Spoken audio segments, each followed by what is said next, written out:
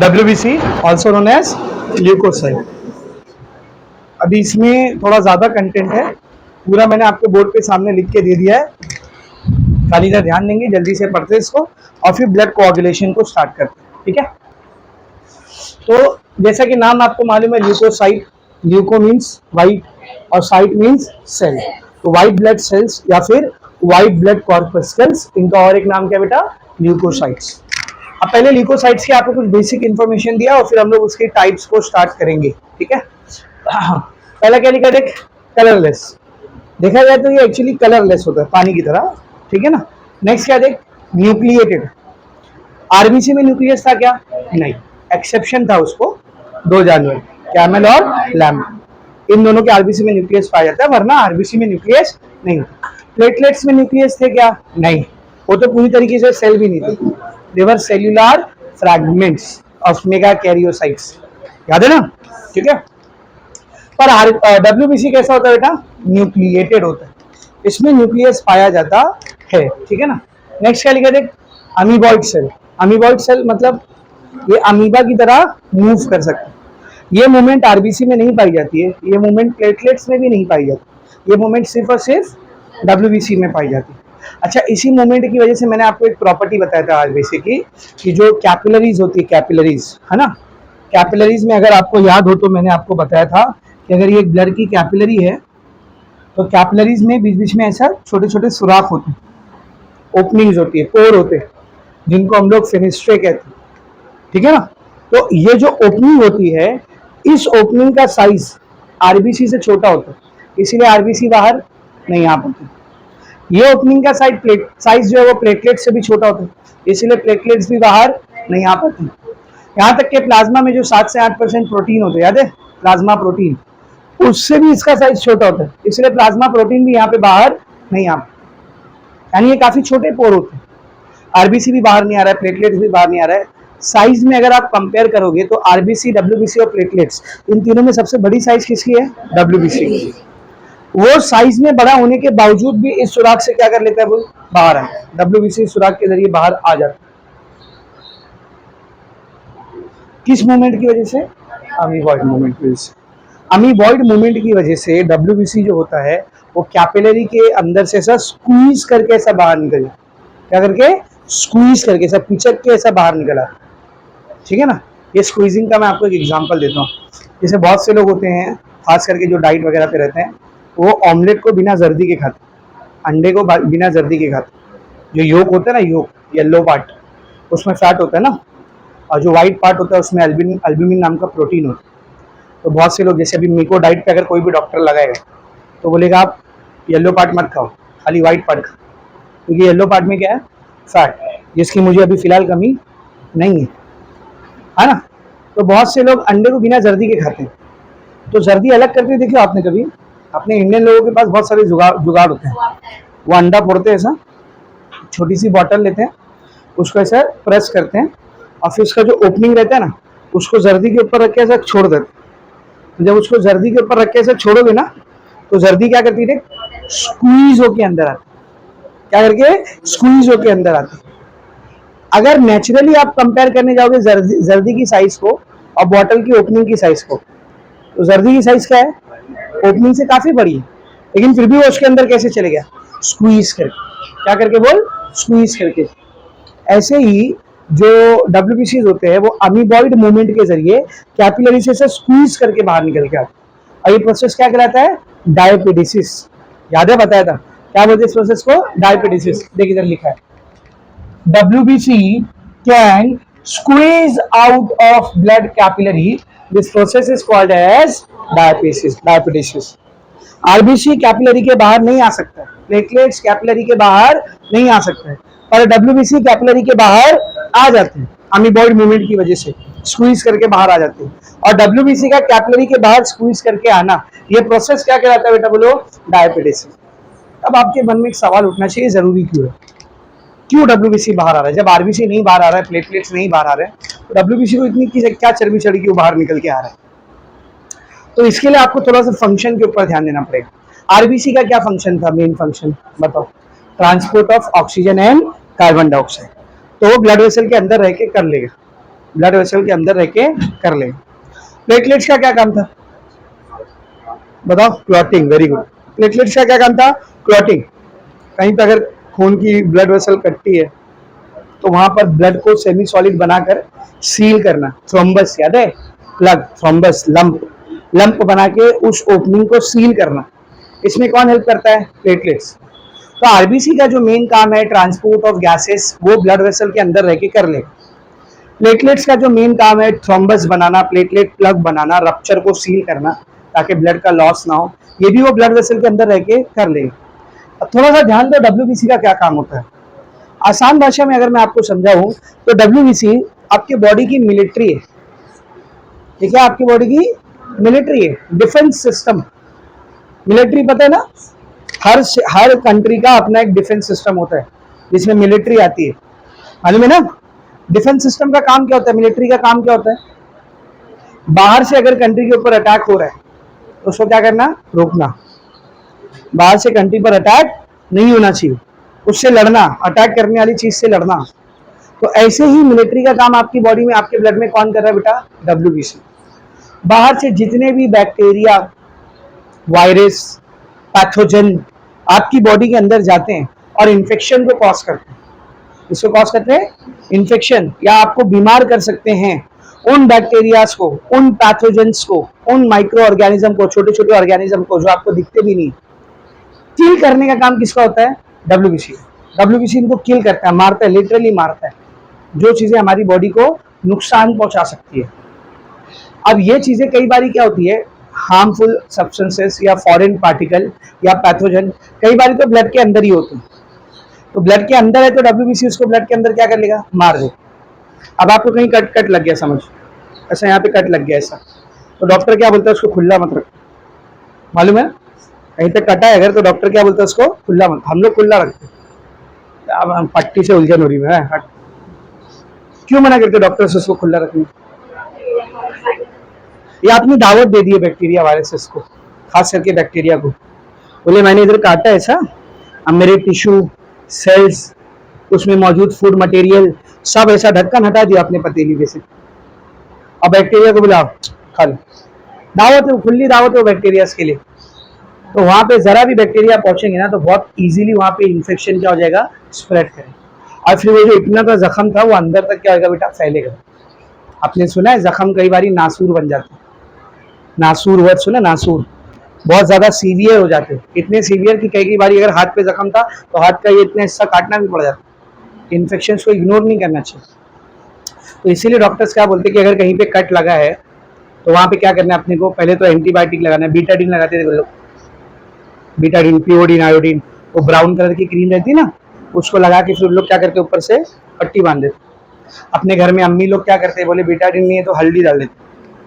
हल्दी के अंदर भी एंटीबायोटिक प्रॉपर्टी पाई जाती है। टर्मरिक जो होता है वो आयुर्वेदिक है, उसमें एंटीबायोटिक प्रॉपर्टी पाई जाती है, समझा रहा है? उसको भी अगर आप जख्म पे डालते हो ना तो नुकसान नहीं करेगा, वो उल्टा फायदे करेगा। बैक्टीरिया वायरसेस से आपके जख्म को बचाएगा क्योंकि उसमें एंटी माइक्रोबियल प्रॉपर्टीज पाई जाती है टर्मरिक के अंदर, समझा रहे अच्छे से?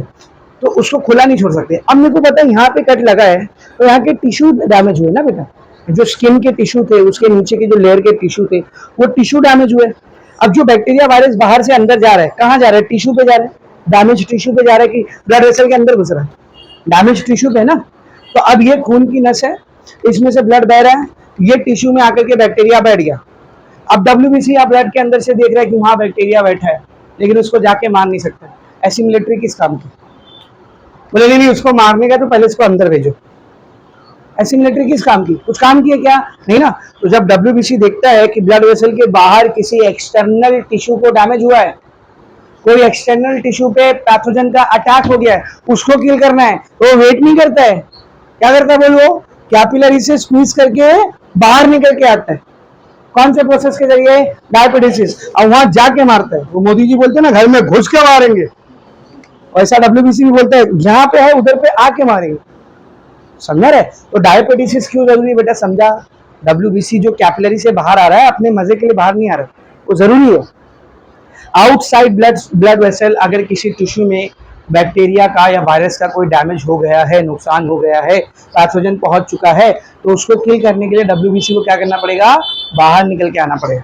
तो डायबिटीज करता है और बाहर आता है। समझा अच्छे से? तो 2 पॉइंट समझे बेटा सबको, इसमें कुछ डाउट नहीं है ना। नेक्स्ट क्या है, काउंट, नंबर।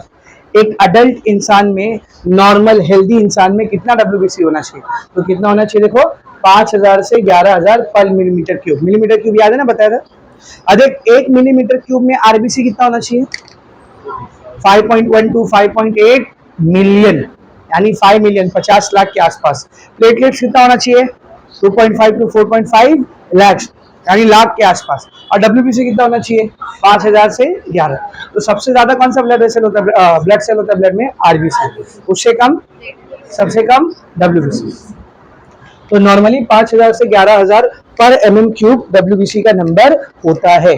अब जैसा कि हमने आरबीसी में देखा, प्लेटलेट्स में देखा कि अगर ये नंबर बढ़ता है तो भी बीमारी, कम होता है तो भी टेंशन है, तो यहाँ पर भी देखते हैं डिक्रीज इन काउंट।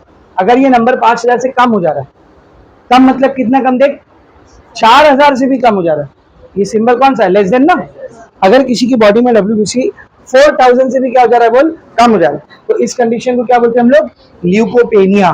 पेनिया याद है? पेनिया, पेनिया मतलब डिक्रीज होनी। ल्यूको आया ल्यूकोसाइट से, तो ल्यूकोपेनिया डब्ल्यूबीसी का डिक्रीज हो जाना। समझा? तो अगर 4000 से कम किसी की बॉडी में डब्ल्यूबीसी होते हैं तो वो कंडीशन क्या कहलाती है? ल्यूकोपेनिया। अब कौन कौन सी कंडीशन में देखा जाता है, देख सबसे पहले क्या लिखा, देख common in HIV and AIDS. HIV AIDS के बारे में आपने सुना है?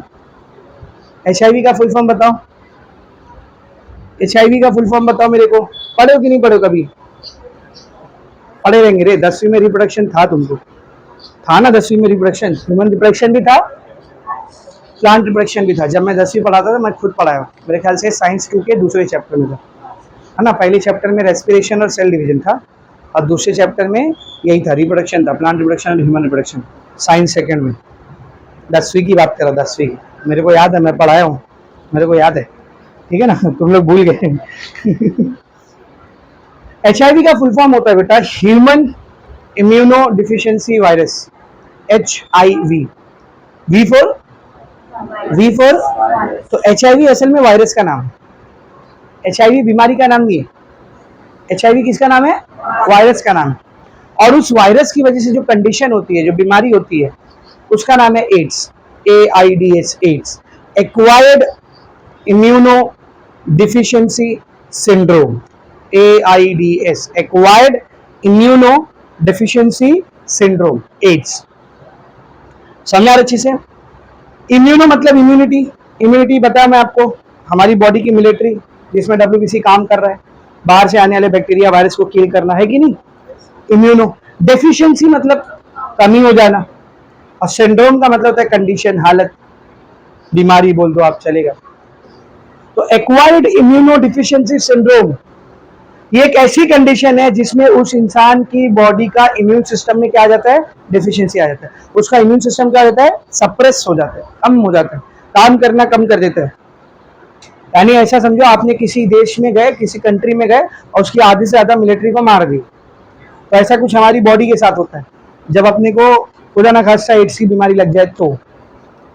समझा अच्छे से? तो अगर किसी बॉडी के अंदर HIV का वायरस जाकर के उसको इन्फेक्ट करता है, किसी की बॉडी में अगर HIV का वायरस अंदर जाकर के इन्फेक्ट करता है, तो उस इन्फेक्शन की वजह से उसको कौन सी कंडीशन लगती है? एड्स की कंडीशन लगती है, एक्वायर्ड इम्यूनो डिफिशियंसी सिंड्रोम। उसकी बॉडी का इम्यून सिस्टम पूरी तरीके से क्या हो जाता है? सप्रेस हो जाता है। अब पता है, इम्यून सिस्टम कम हो जाएगा, इम्यून सिस्टम डेफिशिएंट हो जाएगा, तो क्या होगा? ये जो आपके सराउंडिंग में आप हवा ले रहे हो, चीजों को छू रहे हो, अपनी सहेली से हाथ मिला रहे हो, दोस्त के कपड़े पे हाथ रख रहे हो, आपको पता भी नहीं आप डेली बेसिस पे कितने हजारों लाखों बैक्टीरिया और पैथोजन के कांटेक्ट में आते हो, और उसका नुकसान बॉडी को होता है क्या? कि thanks to what? Immune system. इन बैक्टीरिया को, इन पैथोजेंस को आपका इम्यून सिस्टम डेली बेसिस पे क्या करता है? किल करता है। माहौल में मौजूद इतनी सारी बीमारियों को आपका इम्यून सिस्टम क्या करता है? किल करता है। कई बार आपने देखा होगा, अगर आपका इम्यून सिस्टम स्ट्रांग है तो आपके घर के अंदर एक ही प्रॉब्लम, पहले किसी को लगी, फिर किसी को लगी, फिर किसी को लगी, आप बच गए, आपका एक भाई बच गया, 2-3 लोग बच गए, बाकी सबको प्रॉब्लम लग गई। किसकी वजह से? इम्यून सिस्टम की वजह से। तो माहौल में जो इतनी सारी बीमारियां है ना, अगर किसी का इम्यून सिस्टम ही डेफिशिएंट हो जाता है तो एक साथ ये सारी बीमारी उसके ऊपर अटैक करेगी, और फिर कब तक झेलेगी बॉडी इतनी बीमारी हो? कभी ना कभी क्या हो जाएगी इंसान की मौत। तो जब इंसान को एड्स होता है ना, तो वो एड्स की वजह से नहीं मरता है, एड्स की वजह से नहीं मरता, उसके चक्कर में जो तरह तरह की बीमारी उसको लगती है ना, उसमें से किसी एक बीमारी की वजह से मरता है। समझ रहा है? इसीलिए एड्स का पेशेंट कितने दिन तक जिंदा रहेगा इसकी कोई टाइम लिमिट नहीं है, उसकी बॉडी के ऊपर है और उसको कैसा केयर मिल रहा है, हॉस्पिटल में उसको कैसा केयर मिल रहा है, उसको कैसा ट्रीटमेंट मिल रहा है, उस पर डिपेंड करता है। कौन कौन से बैक्टीरिया, वायरसेस, पैथोजन उसको अटैक कर रहे हैं, उनसे कैसे लड़ पा रही है, नहीं लड़ पा रही उसकी बॉडी, डॉक्टर्स उसको लड़ने में कैसे हेल्प कर रहे हैं। एड्स के पेशेंट का कोई टाइम लिमिट नहीं होता। अगर किसी को एड्स होता है वो 10 दिन जी ले, 10 हफ्ते जी ले, 10 महीने जी ले, 10 साल जी ले, कोई गारंटी नहीं, कभी भी निपट सकता है। लेकिन एक बात है, उसको आप पहचान नहीं पाओगे, उसकी बॉडी में इतने चेंजेस आए, ऐसे से बिल्कुल ऐसा हो जाएगा, तो सब अंदर बदन की सारी मसल्स गायब, एकदम वीक, एकदम पतला दुबला, देख के पहचान में नहीं आएगा। धीरे धीरे धीरे धीरे उसकी बॉडी अंदर से गलने लगी, क्योंकि इम्यून सिस्टम उसका पूरी तरीके से क्या हो चुका है, जा चुका है। अभी जो वायरस है ना, ये जो वायरस है HIV जो वायरस है, ये वायरस इतना डेंजरस इसलिए है क्योंकि अभी तक इसका हमको साले का इलाज नहीं मिला। बीमारी उस वक्त तक डेंजर रहती है जब तक उसका इलाज नहीं है, एक बार उसका इलाज मिल गया तो फिर वो बीमारी डेंजर नहीं रहती। आज से कई साल पहले तक हमारे पास कैंसर का भी इलाज नहीं था, कैंसर का भी ट्रीटमेंट नहीं था। तो किसी को कैंसर होता था तो फिर वो मुसल्ला बिछा के, अल्लाह सारी माफ कर, सब माफ कर, बख्श, मौत का इंतजार करता था, क्योंकि उसका ट्रीटमेंट हमारे पास। आपको जानकर हैरानी होगी, एक ऐसा भी टाइम था जब जिस तरीके का आज एड्स का खौफ है ना, इस तरीके का स्मॉल पॉक्स का खौफ था, चेचक आती ना चेचक, उसका खौफ था, क्योंकि उसका भी हमारे पास इलाज नहीं था। तो जिसको होता था ना वो बैठ के अपनी मौत का वेट करता था। अब आज के टाइम पे आप सोचो, किसी को चिकन पॉक्स होगा तो वो बोलेगा कि अरे अब तो मैं मर गया, नहीं ना, उसका इलाज अपने पास, डॉक्टर ट्रीट करेगा उसको। तो बीमारी तब तक डेंजरस होती है जब तक हमारे पास उसका इलाज ना मौजूद, ट्रीटमेंट ना मौजूद हो। और एड्स के साथ यही मसला है, अभी तक इतने साल हो गए ये बीमारी डिस्कवर हुए, इस वायरस के बारे में पता चले, रिसर्च चल रही है, वायरोलॉजी डिपार्टमेंट में अभी भी इसके ऊपर काम चल रहा है, लेकिन अभी तक पूरी दुनिया में कहीं भी इस बीमारी का कोई भी इलाज नहीं ढूंढा जा सकता। इसीलिए बीमारी खतरनाक। इस वायरस को हम लोग, अगर ये वायरस एक बार आपकी बॉडी में चलेगा और आपको इन्फेक्ट कर दिया तो आप इस वायरस को किल नहीं कर सकते। कैसे किल होगा, उसका ट्रीटमेंट हमारे पास नहीं। और एड्स की कंडीशन लगेगी पेशेंट को, फिर पेशेंट सफर करेगा, जब तक झेलेगा झेलेगा, एक दिन मर जाएगा, ऐसा। समझ रहे? ये वायरस दो ही तरीकों से फैलता है, अगर आपको पता हो तो, है कि नहीं। एक रिप्रोडक्टिव फ्लूइड के थ्रू फैलता है, मतलब मेल या फीमेल रिप्रोडक्टिव सिस्टम के अंदर जो फ्लूइड्स होते हैं उनके थ्रू फैलता है, या फिर ब्लड के थ्रू फैलता है। ब्लड के थ्रू भी HIV एड्स फैलता है, आपको पता होना चाहिए, खून के जरिए भी फैलता है। इसीलिए डॉक्टर्स जो सिरिंज यूज करते हैं सुई लगाने के लिए, तो आपको सिखाया जाता है बचपन में, आपको तो आपके यहाँ स्कूल में सेशन लेने आते होंगे कि हर बार डॉक्टर नई सिरिंज यूज करना चाहिए। अगर यूज की हुई सिरिंज आपको लगा रहा तो नहीं लगाने का, मालूम है ना, सिखाया ही नहीं सिखाया। एक पेशेंट आया, उसको डॉक्टर ने सुई लगाया, तो सुई सीधा नस में लगाई जाती है, तो खून के ड्रॉपलेट्स बैठ गए उसकी सुई पे। अब खुदा ना खासा जो पेशेंट आया था वो साला एड्स का पेशेंट था, उसको खुद को नहीं मालूम, वो था उसको खुद को नहीं मालूम, अभी उसमें सिम्टम नहीं दिखे थे। अब वो पेशेंट गया, आप अच्छे खासे पेट दर्द की दवा लेने उससे गए, और उसने वही सुई आपको भी ठोक दिया, आ गया वो वायरस आपकी बॉडी में। गए थे पेट दर्द की दवा लेने, आते में एड्स लेके आ गए जानलेवा बीमारी, खाया पिया कुछ नहीं, गिलास थोड़ा भारा ना, समझा रहे। तो खून के जरिए भी बीमारी फैलती है। तो सिरिंज डॉक्टर हर बार न्यू यूज करना चाहिए। अगर कोई डॉक्टर आपको दिख रहा है ओल्ड सिरिंज यूज कर रहा है, वही सुई उठा के आपको भी लगा रहा है, वो भी आने का वहां, बिल्कुल नहीं। नई सिरिंज लो, 50 रुपया दे रहे हो तुमको, नई सिरिंज लो सीधा, है कि नहीं। या तो ऐसा बोला जाता है कि वो जो सिरिंज है उसको काफी टाइम तक गर्म पानी में स्टरलाइज करना चाहिए, गर्म पानी में खौलाना चाहिए। मतलब क्यों खौलाओ, 10-15 रुपए की चीजें नहीं लेके लगाओ ना। वैसे भी डॉक्टर लोग सुई लगाने का 10-20 रुपया ज्यादा ही लेते हैं, तो ले नई सुई लगाओ, वही सुई क्यों लगानी। हम लोग शेविंग या बाल कटाने के लिए जाते हैं तो जो ब्लेड होती है वो यूज ब्लेड कभी भी यूज नहीं करने का। हम लोग बहुत किए बचपन में ना, मैं खुद किया, तुम लोग को क्या बोलूं। बचपन में कुछ काटने पीटने का रहता था ना, सैलून में जाते थे, ब्लेड उठा के लाके काटना चालू कर देते थे, सैलून में लोग ब्लेड यूज करने का फेंक देते ना, वो ब्लेड उठा के हम लोग यूज करते सेम चीज है। अब भाई किसी की शेविंग कर रहा है वो उस ब्लेड से, तो शेविंग में आप लोग देखो अक्सर होता है कहीं ना कहीं कट लगता है, हल्का सा क्यों ना लगे, हल्का सा। इसलिए तो बाद में लोग फिटकरी फिराते हैं। फिटकरी के अंदर एंटी माइक्रोबियल प्रॉपर्टी होती है, एंटीबायोटिक प्रॉपर्टी होती है, तो कहीं पे कट लगा रहेगा, अगर उसको ओपन छोड़ देंगे तो इन्फेक्शन हो सकता है ना, तो लोग पानी में भिगा के ऐसा फिटकरी फेर देते हैं वहां, बोले इन्फेक्शन ना उधर जलने लगता, देख जहाँ काटा रहता तो बहुत गंदा जलता उधर। अब वो ब्लेड से शेव कर रहा था, और जो बैठा हुआ था जो दाढ़ी बनवाने आया था वो एड्स का पेशेंट था, उसको मालूम नहीं था, और ना हज्जाम को मालूम था। अब उसको लगा कट, उसके ब्लड के ड्रॉपलेट वो ब्लेड पे लग गए, वही ब्लेड उठा के बाजू वाले का बिछा दे, उसको भी लग गया कट, ब्लड से ब्लड का आ गया कांटेक्ट, इसका HIV उसको पहुंचा। समझा रहे? तो या तो रिप्रोडक्टिव फ्लूइड के थ्रू, वजाइनल या सेमाइनल फ्लूइड्स के थ्रू ये बीमारी फैलती है, या फिर ब्लड के थ्रू ये बीमारी फैलती है। समझा रहे? तो एक बात तो पक्की है, एड्स की प्रॉब्लम में इम्यून सिस्टम क्या होने वाला है, डिफिशियंट होने वाला है, कमी आने वाली है उसमें। इम्यून सिस्टम में मिलिट्री चाहिए, मैंने आपको बताया मिलिट्री में हेल्प कौन करती है, WBC। तो देखना HIV एड्स में WBC का नंबर क्या हो जा रहा है, कम हो जाए, लेस देन 4000। और कौन कौन सी कंडीशन में होता है, देखो ये TB के पेशेंट्स में भी WBC कम होता है, TB मालूम है ना, ट्यूबरकुलोसिस, ठीक है ना, इस बीमारी में भी WBC क्या होता है, कम होता है। नेक्स्ट क्या बेटा, पेशेंट्स एक्सपोज टू रेडिएशन और शॉक। किसी पेशेंट को अगर रेडिएशन का एक्सपोजर मिल गया, रेडिएशन समझते हैं ना, अलग अलग रेज होती है ना, gamma rays, X rays, ultraviolet, सबसे डेंजरस एटॉमिक रेडिएशन। कहीं पे अगर एटॉमिक रेडिएशन आ रहा है तो कोई किसी की बॉडी अगर ज्यादा टाइम तक रेडिएशन को एक्सपोज है, उसकी बॉडी पे रेडिएशन बहुत टाइम तक पड़ रहा है, तो उसकी बॉडी में भी WBC क्या होने लग जाएंगे, बोल काम होने लगेगा। किसी को बहुत बड़ा शॉक लगा है करंट, तो उससे भी WBC का नंबर क्या होता है, डिक्रीज हो। तो ये कुछ कंडीशन है जिसमें WBC क्या होता है बेटा, कम होता है। अब देखते बढ़ता कब है, सब लोग देखेंगे। Temporary increase in count, WBC बढ़ा है लेकिन टेम्पररी बढ़ा है, परमानेंट नहीं बढ़ा, टेम्पररी बढ़ा है। यानी एक कंडीशन है WBC बढ़ा, आपने दवा खाई, कंडीशन सही हो गई, WBC वापस क्या हो गया, नॉर्मल हो गया। इसको क्या बोलते हैं हम लोग, बोल टेम्पररी इंक्रीजिंग काउंट। ये क्या कहलाता है, बोल ल्यूकोसाइटोसिस। क्या कहलाता है, बोल ल्यूकोसाइटोसिस। ये कब होता है देखेंगे जरा, ड्यू टू इन्फेक्शन। आपकी बॉडी में कोई भी इन्फेक्शन रहेगा ना, आपका WBC बढ़ेगा। क्यों बढ़ेगा आप लोगों को, इन्फेक्शन आया, उसको मारने के लिए क्या लगेगा, WBC, उसका नंबर बढ़ेगा ना, उसका नंबर बढ़ेगा कि नहीं बढ़ेगा, बढ़ेगा। एक एरिया था, शांत था, वहां पे 10-12 मिलिट्री के पर्सन खड़े थे, अचानक से उस पर अटैक हो गया, पूरी मिलिट्री का फोकस उधर आएगा, ज्यादा मिलिट्री की फोर्स उधर आएगी लड़ने के लिए। वही होता है, इन्फेक्शन हो गई बॉडी में, बैक्टीरिया, पैथोजन, माइक्रो ऑर्गेनिज्म घुसा, तो उसको मारने के लिए WBC का नंबर क्या होगा, बढ़ेगा। तो इन्फेक्शन के टाइम पर WBC का नंबर क्या होता है, इंक्रीज।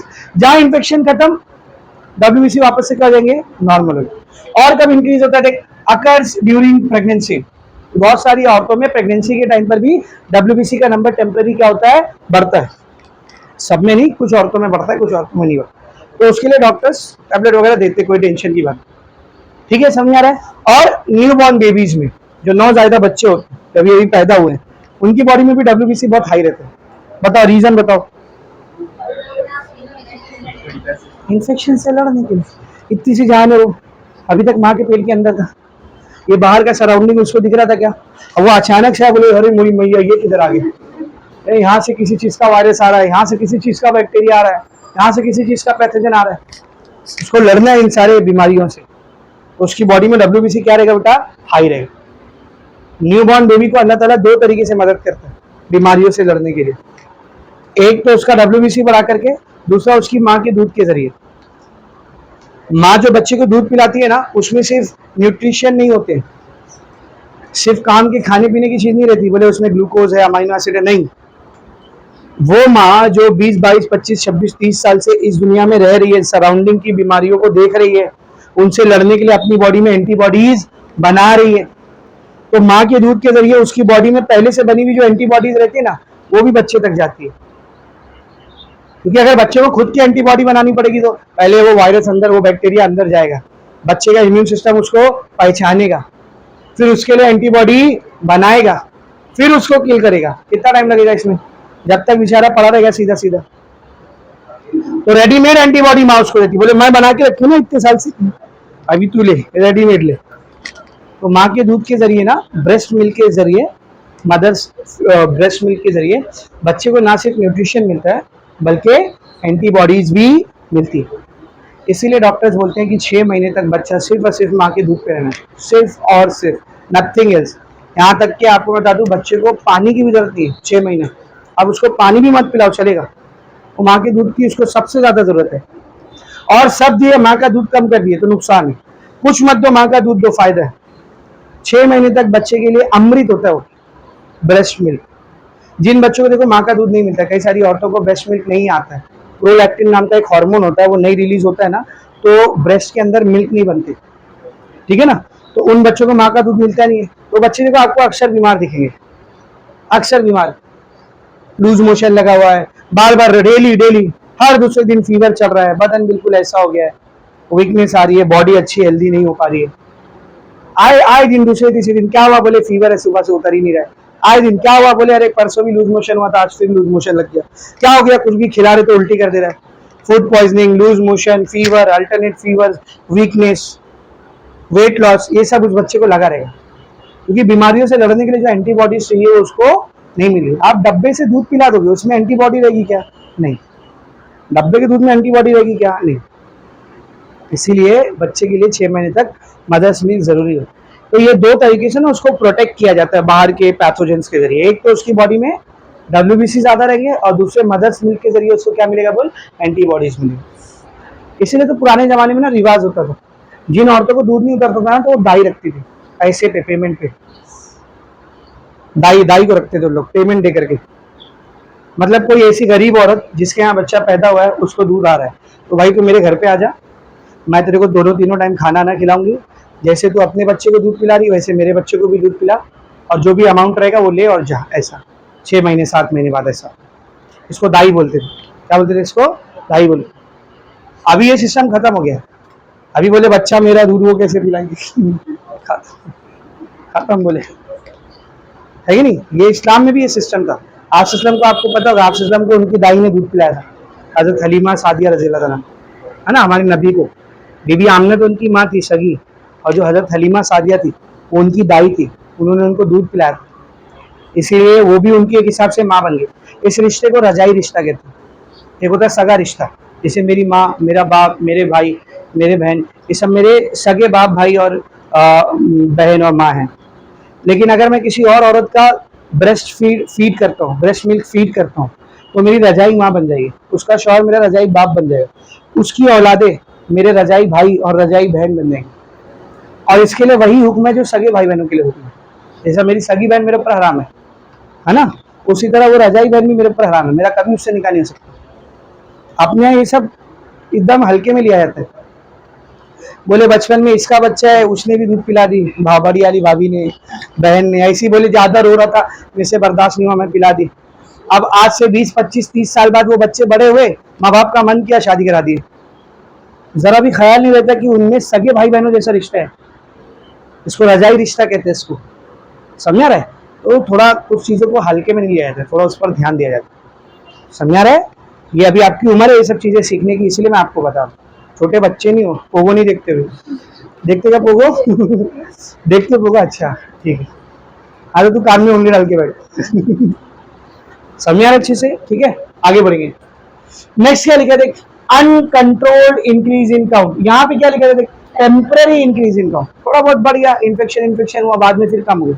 इधर क्या लिखा है देख, अनकंट्रोल्ड, बढ़ते जा रहा है WBC, कम ही नहीं हो रहा है, कंट्रोल ही नहीं है इसमें, बढ़ते जा रहा है, बढ़ते जा रहा है, बढ़ते जा रहा है। तो इस कंडीशन को क्या बोलते हैं, बोल, ल्यूकेमिया।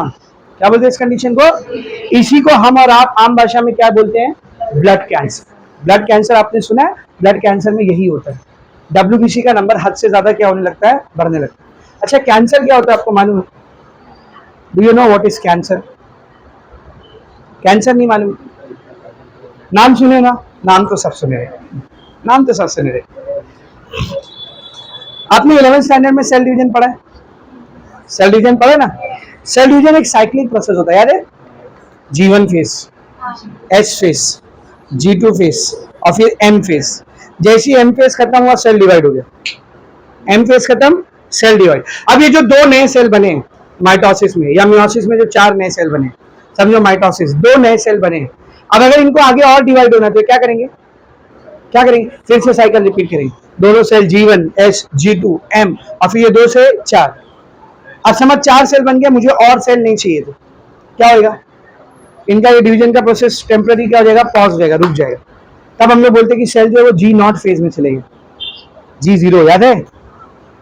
एक ऐसी कंडीशन होती है जिसमें सेल का जो साइकिल है ना अनकंट्रोल रिपीट होने लगता है, जबरदस्ती, जरूरत नहीं है, जरूरत नहीं। यहाँ पे कुछ सेल्स है वो फुकट में जबरदस्ती G1 S G2 M face, G1 S G2 M face, जबरदस्ती, वो भी एकदम फास्ट फास्ट, एकदम फास्ट फास्ट डिवाइड होते जा रहे, डिवाइड होते जा रहे, हमको नहीं चाहिए, डिवाइड होते जा रहे, डिवाइड होते जा रहे, डिवाइड होते जा रहे। तो ऐसे सेल्स को हम लोग बोलते हैं कैंसरस सेल। ऐसे सेल को हम लोग क्या बोलते हैं, बोल, कैंसरस सेल। आपने अक्सर सुना होगा कैंसर से पहले ट्यूमर होता है, सुना आपने, कैंसर से पहले क्या होता है, ट्यूमर, ट्यूमर कहते हैं गांठ को। तो अब यहाँ के कुछ सेल्स है नहीं चाहिए थे, जबरदस्ती डिवाइड होते जा रहे, डिवाइड, तो नए सेल्स बनते जा रहे, सेल्स बनते जा रहे मतलब टिश्यू बनते जा रहे हैं ना, तो धीरे धीरे यहाँ पे एक नया टिश्यू ऐसा निकलेगा, ऐसा गांठ जैसा दिखने लगेगा, तो क्या रहेगी, ट्यूमर की गांठ है। किसकी रहेगी, अब ऐसा नहीं बदन में कभी भी गांठ आएगी तो कैंसर का ट्यूमर ही है, नहीं, वो और कुछ भी हो सकता है, चर्बी की भी गांठ हो सकती है। इसीलिए बोलते हैं अगर कहीं पर गांठ आ रही है, कहीं पर ऐसा लंप आ रहा है, सूज रहा है, तो उसको इग्नोर नहीं करना चाहिए, उसकी जांच करानी चाहिए कि वो किस चीज की गांठ है, समझ रहे। तो वो ट्यूमर हुआ, अभी फैलते गया फैलते गया फैलते गया, एक टाइम आएगा तो वो अंदर ही फट जाएगा और वो सेल्स आज आजू बाजू में फैलने लगेगी। और कैंसरस सेल का फंडा कैसा रहता है मालूम, ये जितने सेल्स के कांटेक्ट में आते जाएंगे ना उनको भी कैंसरस बनाते जाएंगे। छू लिया हो गया, इसको भी, ये उसको छुआ उसको भी, उसको छुआ, टच करो कैंसर दे दो, टच करो कैंसर दे दो। कैंसरस सेल का ऐसा इश्यू रहता है, वो जितने सेल्स के आगे कांटेक्ट में आएंगे उनको क्या करते जाएंगे, बोल, कैंसरस बनाते जाएंगे।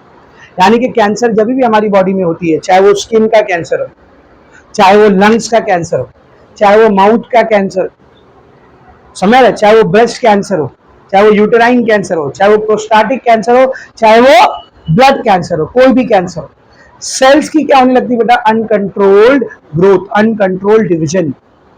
अब आप सोचोगे जैसे होने दो ना, इससे जान कैसे चली जाती है इंसान की, खाली डिवीजन ही तो ज्यादा हो रहा है ना, ओवर सेल ही तो बन रहे ना, इससे जान कैसे चली जाती है इंसान की। अब मैं उसको आपको एकदम आसान भाषा में समझाने की कोशिश करता हूँ। अपनी बॉडी का कैसा सिस्टम है, अपनी बॉडी का क्या, हर किसी का यही सिस्टम रहता है। जब आपके घर में कोई नया बच्चा पैदा होता है तो पूरे घर वाले मिलकर पहले किसका ख्याल रखते हैं, वो जो बच्चा पैदा हुआ है उसका, है कि नहीं, है कि नहीं। अभी समझो बच्चे को ठंडी लग रही है, आपको कितनी भी गर्मी लग रही हो, पंखा चालू होएगा क्या, होएगा क्या, नहीं, अम्मी पंखा बंद करेंगे, तुम कितना भी बोलना, मेरे को गर्मी लग रही, चालू करो चालू करो। वो बच्चा कल का क्या है, जुम्मा जुम्मा हड्डी, उसके चक्कर में तुम मेरे को भूल गए, तो अम्मी तुमको फेंक के चप्पल मारेंगे वहां से, है ना। वो छोटा है, कमजोर है, अब भी आया है, उसका ज्यादा ख्याल रखना। हमारी बॉडी भी ऐसी ही होती है, जो सेल डिवाइड होकर नए नए बनते हैं ना उनको थोड़ा ज्यादा केयर करते हैं, क्योंकि उनको केयर की जरूरत है। जब तक वो प्रॉपर मैच्योर नहीं हो रहे, उन तक थोड़ा ज्यादा न्यूट्रिएंट पहुंचाती है, उन तक थोड़ा ज्यादा ऑक्सीजन पहुंचाती है, बोले ले भाई ले, एनर्जी एनर्जी बना, मैच्योर हो जा जल्दी से। समझ में आ रहा है। तो ऐसा समझो मेरा घर है, मेरे घर का एक रूल है, बाहर से कोई नया बीड़ू आएगा तो उसको पहले खाना पीना खिलाएंगे, फिर हम लोग सब घर वाले पुराने लोग बैठ के खाएंगे, ऐसा सिस्टम, ठीक है ना। अब घर में कोई 2 नए बीड़ू आ गए, उनको खाना खिला दिए, जो बचा हम लोग खा लिया, है ना। 2 की जगह 2000 नए बीड़ू आ गए तो जो घर के पुराने मेंबर्स थे वो तो भूखों मरेंगे, है ना। चलो सर एक दिन फाका कर लेना, क्या बड़ी बात है, अगले दिन 4000 आ गए, चलो सर 2 दिन मत खाना मर नहीं जाओगे, तीसरे दिन 6000 आ गए, घर वाले मर जाएंगे फाके के शीशे, है कि नहीं। बस ऐसी कुछ बॉडी में होता है, अनकंट्रोल ग्रोथ होने लग जाती है, बहुत सारे सेल जमा होने लग जाते हैं, नए नए जबरदस्ती बनने लग जाते हैं, तो बॉडी उनकी तरफ ध्यान देने लगती है, उनको न्यूट्रिएंट पहुंच रहा है, उनको ऑक्सीजन पहुंच रहा है, और जो दूसरे पुराने सेल है जो जरूरी है उनका फाका हो जाएगा बेचारों का, उन तक प्रॉपर न्यूट्रिएंट नहीं पहुंच रहा है, उन तक प्रॉपर ऑक्सीजन वगैरह नहीं पहुंच रहा है, तो जाहिर सी बात है वो सेल्स क्या होने लगेंगे, फिर मरने लगे, उनकी डेथ होने लगी, समझ आ रहा चीज। और फिर उसका क्या नुकसान होगा वो आपको। इसीलिए कैंसर स्टेजेस में फैलता है, अचानक से नहीं, बोले कल लेटा एकदम सही था, सुबह उठा कैंसर हो गया, दोपहर में मर गया, कभी भी कैंसर ऐसे नहीं होता है। कैंसर कभी भी स्टेजेस में बढ़ता है, स्टेज 1, स्टेज 2, स्टेज 3 और फिर लास्ट स्टेज का कैंसर आता है। और लास्ट स्टेज के कैंसर में अगर पेशेंट पहुंच गया तो फिर उसके लिए आप खाली दुआ कर सकते हैं, दवा तो करनी है, दुआ कर सकते हो कि अल्लाह बचा ले हमारी। लास्ट स्टेज में बहुत मुश्किल होता है क्योंकि वो कैंसर काफी फैल चुका रहता है, अगर शुरुआत में ही कैंसर को डिटेक्ट कर लिया गया तो उसका क्या हो सकता है बेटा, ट्रीटमेंट हो सकता है। उसके काफी सारे ट्रीटमेंट होते हैं। 2 ट्रीटमेंट आपने अक्सर सुने होंगे, कीमोथेरापी, रेडियोथेरापी, सुना है? कीमोथेरापी और रेडियोथेरापी। कीमोथेरापी में क्या करते हैं, हैवी हैवी ड्रग्स देते हैं उसको, और ये ड्रग्स मतलब ये जो दवा है, ड्रग मतलब दवा, ये जो आप मेडिसिन खाते हो वो भी ड्रग्स ही है। जो आप मेडिसिन खाते हो सर दर्द, पेट दर्द के लिए, वो भी ड्रग्स ही होते हैं, ठीक है ना। तो ड्रग्स का मतलब ये नहीं होता, ये जो होते हैं ना, इनको ड्रग अब्यूज कहते हैं। इनको क्या कहते हैं बोल, गाली वाले ड्रग्स, बेकार, फालतू, कोई काम के नहीं, ठीक है ना, कुछ काम के ड्रग्स होते हैं। तो उनको हैवी डोजेज दिया जाता है ड्रग्स का, और ये दवाई उनकी बॉडी में जाकर क्या करती है, जो कैंसरस सेल्स होती है ना, उनको टारगेट करके किल करती है। टारगेट करके क्या करती है, किल करती है। अब ये दवा इतनी हैवी होती है कि उसके काफी सारे साइड इफेक्ट होते हैं, बाल झड़ जाते पूरे, इंसान टकला हो जाता। पिक्चर में तुम लोग देखे रहे, कैंसर हो गया तो टकला हो रहा है, तो फुकट में नहीं होते, वो बाल झड़ने लगते हैं। वैसे भी नहीं होगा टकला तो कुछ दिन में टकला हो ही जाएगा। वो यहाँ से बाल आएंगे, ऐसा ऐसा हाथ करता है इंसान, पूरी मुट्ठी भर के उसके बाल आ जाते हैं, बाल झड़ते हैं, स्किन में प्रॉब्लम आती है, बॉडी वीक हो जाती है बिल्कुल, काफी सारे साइड इफेक्ट होते हैं उसके। तो आप सोचोगे सर कितनी गंदी दवा है, अरे जान बच रही ना उसकी। बाल ज्यादा जरूरी है कि जान ज्यादा जरूरी है कि नहीं? अगर कोई सामने वाले को बोले आप टकले हो जाओ, आप बच जाओगे, नहीं तो मर जाओगे, बोले भाई 3 बार टकला कर मंजूर है लेकिन बचा ले, है कि नहीं? इसको कीमोथेरापी बोलते। एक होता है रेडियोथेरापी, रेडिएशन थेरापी। इसमें क्या किया जाता है, जिस जगह पर कैंसर के सेल फैले हुए ना, वहां पर रेडिएशन को मारा जाता है। रेडिएशन, हैवी रेडिएशन को फॉल कराया जाता है, और उस रेडिएशन की वजह से वो सेल्स क्या हो जाते हैं, मर। समझ अच्छे से? और अगर किसी ऑर्गन तक ही पहुंचा है वो कैंसर, अभी उस ऑर्गन को पास नहीं किया है, तो चुपचाप उस ऑर्गन को कट करके निकाल लेते, अगर उस ऑर्गन के बिना जिंदा रहना पॉसिबल है तो। जैसे किसी फीमेल के यूट्रस में कैंसर हो गया, बच्चेदानी में, तो उसकी यूट्रस को कट करके निकाल लो, क्योंकि बिना यूट्रस के वो फीमेल जिंदा रह लेगी। हाँ, ज्यादा ज्यादा माँ नहीं बन पाएगी, उसको बेबी नहीं हो पाएगा, लेकिन जिंदा तो रह लेगी ना, उसका यूट्रस कट करो, निकाल लो। ऐसे किसी ऑर्गन में अगर कैंसर होता है, जैसे जो लोग तम्बाकू, गुटखा, खैनी ये सब खाते हैं, उनको माउथ के अंदर कैंसर होता है।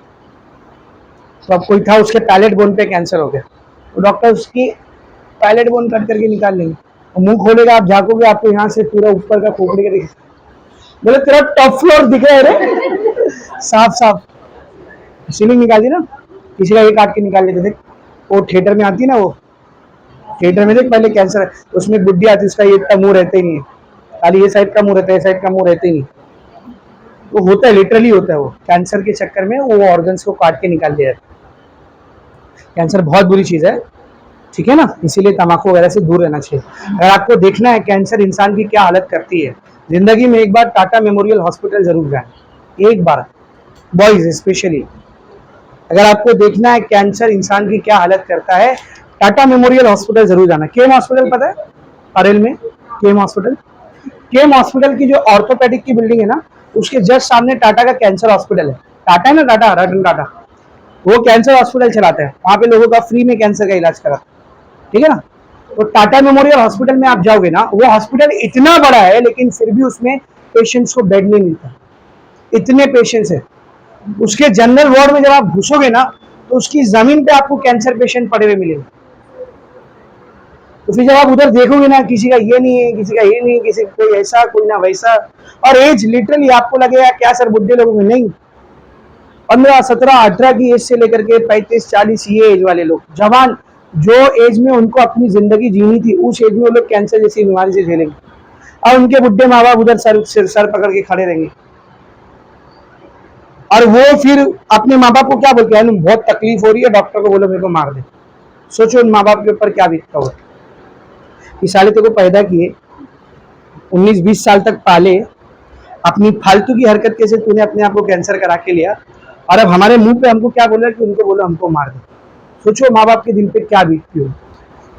बहुत बुरी चीज है कैंसर। उससे जितना, ऐसा नहीं कि कैंसर सिर्फ तम्बाकू से ही होती है, नहीं, जो तम्बाकू नहीं खा रहा है, सिगरेट नहीं पी रहा है, गुटखा नहीं खा रहा है, उसको भी कैंसर हो सकता है, लगभग चांस वाली चीज है।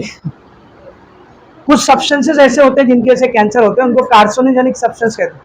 क्या कहते हैं बोल, कार्सिनोजेनिक सब्सटेंस। कुछ सब्सटेंसेस ऐसे होते हैं जिनके से कैंसर के होने का चांस बढ़ जाता है। क्या हो जाता है, बढ़ जाता है। उन सब्सटेंसेस को कार्सिनोजेनिक सब्सटेंसेस बोलते हैं। आप नेट पे टाइप करोगे लिस्ट ऑफ कार्सिनोजेनिक सब्सटेंसेस, वो लिस्ट दे देगा। अगर आप ये सब्सटेंसेस नहीं भी खा रहे हो ना तो भी आपको कैंसर हो सकता है, कोई बड़ी बात नहीं, लेकिन चांसेस क्या रहेंगे, कम। और कार्सिनोजेनिक सब्सटेंस अगर आप कंज्यूम करें तो चांसेस क्या हो जाएंगे, बढ़ जाएंगे। तो टोबैको कॉजेस कैंसर, ये जो आप वहां पे लिखा हुआ पढ़ते हो ना, वो इसलिए है क्योंकि टोबैको के जितने भी प्रोडक्ट होते हैं दे आर हाईली कार्सिनोजेनिक। कैसे वो हाईली कार्सिनोजेनिक, मतलब उनको कंज्यूम करने से कैंसर का चांस क्या हो जाता है, बढ़ जाता है। नहीं खाते तो बहुत कम चांस था, खाने के बाद चांसेस क्या हो जाते हैं, बहुत ज्यादा हो जाते हैं। समझा रहे? तो आपके सामने दो ऑप्शन है, भैया ये वाली गली से जाएगा तो जिंदा वहां तक पहुंचेगा, और ये वाली गली से जाएगा तो जिंदा भी पहुंच सकता है, मुर्दा भी पहुंच सकता है। समझदार इंसान कौन है? तो पहली वाली गली से जाए ना। तो अभी किसी को आप बोलोगे भाई तंबाकू नहीं लेने का कैंसर हो जाता है, मेरे अंकल तो 100 साल के अभी भी पीते हैं सिगरेट, उनको कुछ नहीं हुआ। अरे तो उनको उसने नहीं रिएक्ट किया, उनकी बॉडी वैसी थी, इस चीज की क्या गारंटी कि तेरी बॉडी को भी वो वैसा ही रिएक्ट करेगा। वो अंकल 50 साल तक तंबाकू कंज्यूम किए, उनका कार्सिनोजेनिक इफेक्ट उनको नहीं देखने को मिला, ये उनकी बॉडी थी। आपको 5 हफ्ते में उसका कार्सिनोजेनिक इफेक्ट देखने को मिल जाएगा, आपको कैंसर हो जाएगा, कोई क्या कर ले। सही है कि नहीं? तो जो ऐसे जाहिल लोग रहते हैं ना, जिनको अपन समझाते हैं कि भाई सिगरेट मत पी कैंसर हो जाएगा, तंबाकू मत खा कैंसर हो जाएगा, अरे चल, जो लोग नहीं खाते पीते ना उन लोग को होता है, मैं देखा हूँ। वो फिर अपने खानदान की 10-15 एग्जाम्पल देंगे, वो इतने बड़े हो गए पूरी जिंदगी गुटखा खा लिया उनको कुछ नहीं हुआ, वो इतने बड़े हो गए पूरी जिंदगी तंबाकू खा लिया उनको कुछ नहीं हुआ। तो उनको प्यार मोहब्बत से समझाने का, कैंसर किसको भी हो सकता है, लेकिन जो तंबाकू कंज्यूम करते हैं उनको होने का चांस ज्यादा होता है। अब उनकी बॉडी में तंबाकू ने कैंसर कॉज नहीं कर पाया, तो इसकी क्या गारंटी कि तेरी बॉडी में भी नहीं करेगी। कहीं कर दिया तेरी बॉडी में तो वो जो 50 साल से खा रहे हैं वो आके बचा लेंगे तुमको, नहीं ना। तो it's better that you stay away from it. और यही एज है जिसमें हमको इन सारी चीजों की आदत लगती है, यही एज है। क्यूरियोसिटी, आउट ऑफ क्यूरियोसिटी, किसकी वजह से, क्यूरियोसिटी, हाँ, तजस्सुस, जानने की चाह। इंसान में ना एक बहुत अजीब सी आदत है, अच्छी भी है बुरी भी है, उसको कीड़ा रहता है हर चीज जानने का, उसको सब जानने का, सब कुछ पता करने का उसको। तो अपन देखते हैं भाई हर नुक्कड़ पे कोई लेके खड़ा है ऐसा, वो बॉलीवुड वाले पिक्चर बनाते महान लोग, हीरो जरा भी टेंशन में आया,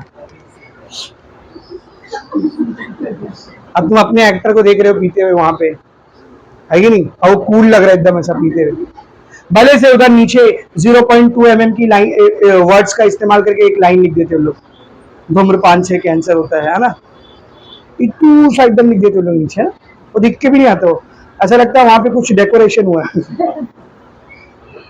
भले से लोग उधर लिख दे, और हीरो तो कूल लगता है ना उसको पीते हुए। फिर अपने दोस्त लोग, सहेली लोग, ऐसा मत देखो मेरे को, सहेली लोग। मैं अपने भाई का एडमिशन जब कराने लेके गया था ना माटुंगा खालसा कॉलेज में, तो उधर बाहर एक पान पट्टी थी, उस पर लड़कों से ज्यादा लड़कियां खड़ी थी सिगरेट लेके। कोई हैरानी की बात नहीं, लड़के कम थे उधर, लड़कियां ज्यादा थी। और ऐसे आके भाई जरा वाली देना जरा दो, ऐसा लेके उधरी ऐसा ऐसा खड़ी साइड में। मैं उसको बोला पान पट्टी ना, लड़की लोग भी पीते हैं, बोले भैया अगर कुछ बोल दो ना कि बिटिया मत पियो तो गाली देते हैं सीधा मुंह पे, अपना काम करना बेचना, तू बाप है क्या मेरा, ऐसा। इसको कूल समझा जाता है तुम्हारी जनजी जनरेशन में, कूल दिखने का क्या, कूल नहीं, यू आर ब्लडी फूल, नालायक। अपनी जिंदगी के साथ खेलो, कूल नहीं, आप फूल हो, आप बहुत बड़े। समझ नहीं आ रहा है?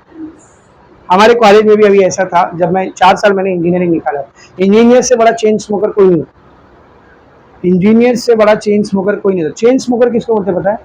उसकी एक खत्म हुई दूसरी उसको चाहिए, तलब लग रहती है लोग को।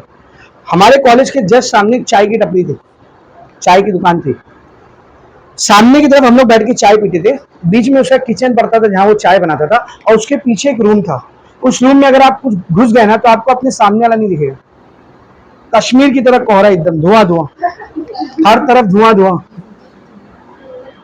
जैसे ही ब्रेक होता था ना, रिसेस होता था ना, जैसे ही 1 घंटे का रिसेस रहता था, सारे बॉयज, पूरे पूरे टोटल ऑल टोटल बॉयज, सारे बॉयज निकल करके वो टपरी पे जाते थे, और सब वहीं पीछे मिलेंगे तुमको, सब वहीं पीछे मिलेंगे, और सबके हाथ में सिगरेट, सब पीते रहेंगे।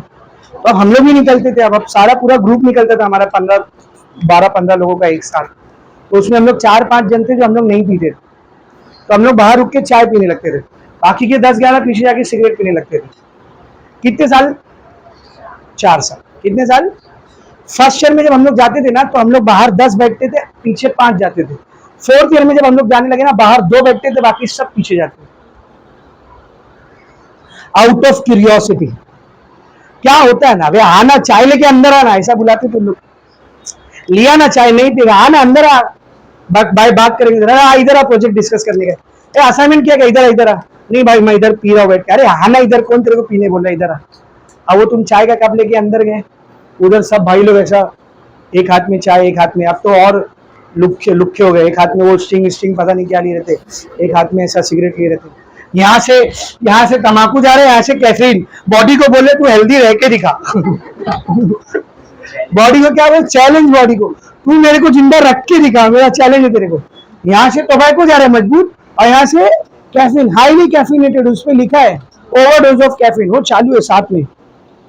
मतलब जहर खाने के बाद और एक जहर, ऐसा डबल जहर, बोले बच के दिखा तू मेरे को। तो अब अंदर गए चाय का कप लेके, 1 दिन गए, 2 दिन गए, 4 दिन गए, 5 दिन गए। एक दिन किसी ने बोल दिया, एक बार कुछ नहीं होता, एक बार में पकड़, तो वो एक बार किए, अरे खांसी नहीं आई रे इसको, देख देख देख, आओ भाई सीना चौड़ा, हाँ नहीं आई। फिर 1 से 2 बार, 2 से 4, फिर आदत पड़ गई। ऐसी लगती है आदत, साथ में देख के, आउट ऑफ क्यूरियोसिटी, मेरे को भी करके देखने का नहीं। और जो हम 2 बाहर बचे हुए थे ना, उन्होंने कसम खा ली थी, कुछ भी हो जाए हम लोग पीछे जाएंगे नहीं, दुनिया इधर की उधर हो जाए हम लोग पीछे जाएंगे नहीं। ऐसा हमारे दोस्त हमको कितनी भी दुआई दे दे, कैसा है मरद बिरद है कि नहीं बे, सिगरेट से उलझन होती तेरे को, ऐसा सीधा, हाँ ना मरद हम लोग, जाओ तुम लोग सीधा, नहीं चाहिए ऐसे फुकट की मर्दानी, जाओ तुम लोग पीछे। अपने आप बहुत सकता। एक बार मेरा दोस्त सिगरेट पी रहा था, उसके बाजू में मैं चल रहा था, मेरे अब्बा देख लिए, वहीं से मारते हुए घर तक लाए थे, कुत्ता बना के। अभी मारते नहीं अब्बा, मालूम, बड़े से बड़ा कान करके नहीं मारते थे मेरे अब्बा, अपन एकदम चौड़ गए, नहीं मारते अपने अब्बा, क्या बहुत अच्छे, उस दिन कुत्ता बना के मारे थे, मालूम, लाफा ही लाफा। और मेरे को समझाने भी नहीं दे रहे, अब्बा मैं चुप चुप। जब घर पे बैठ के रो रहा था, खाना नहीं खा रहा था, तो मेरे को बोले गलत है ना बेटा, सिगरेट पीना अच्छी बात है। अब्बा मैं नहीं पी रहा था, वो पी रहा था, कसम खुदा की, जिसकी कसम ले लो, मैं नहीं पी रहा था। बोले मुझे पता है तू नहीं पी रहा था, तो फिर इतना क्या को मारे। बोले तू आज उसके साथ रह कल को पिएगा उसके साथ रह। ऐसे लोगों के साथ भी मत रहो, अपने अब्बा इतने कड़क, तो अपन बचपन से दूर रहे, नहीं जानेंगे। अब अब्बा लोग ही आकर के बैठ के घर में फूफू करेंगे, एक हाथ में सिगरेट लेके बच्चे बोलेंगे सिगरेट नहीं पीने का बुरी बात होती है। सहन से कोई इस बात की नहीं, तो अपने अब्बा सीधा मना कर दे, वो पिए भी नहीं, हमको कभी पीने भी नहीं, कभी नहीं।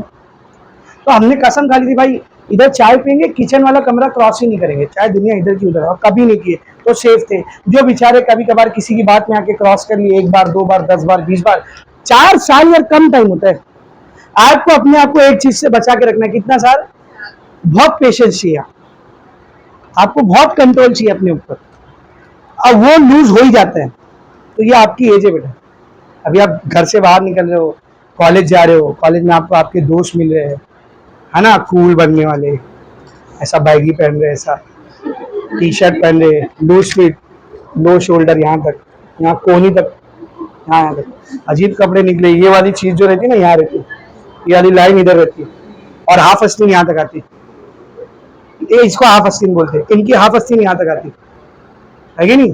तो लो शोल्डर, बैगी, बाल पे कलर, मस्त हाईलाइटिंग, पहले खाली लड़कियां कराती थी, अब लड़के भी कराने लगे, मस्त स्मार्टी दिखना। इधर वैसा कान में बाली पहने, बहुत सारे तो एडवांस नाक में पहनते, एडवांस चेन डाल के रखे गले में, बैग इधर तक, चलते तो बैग पीछे से शाबाशी देते हैं।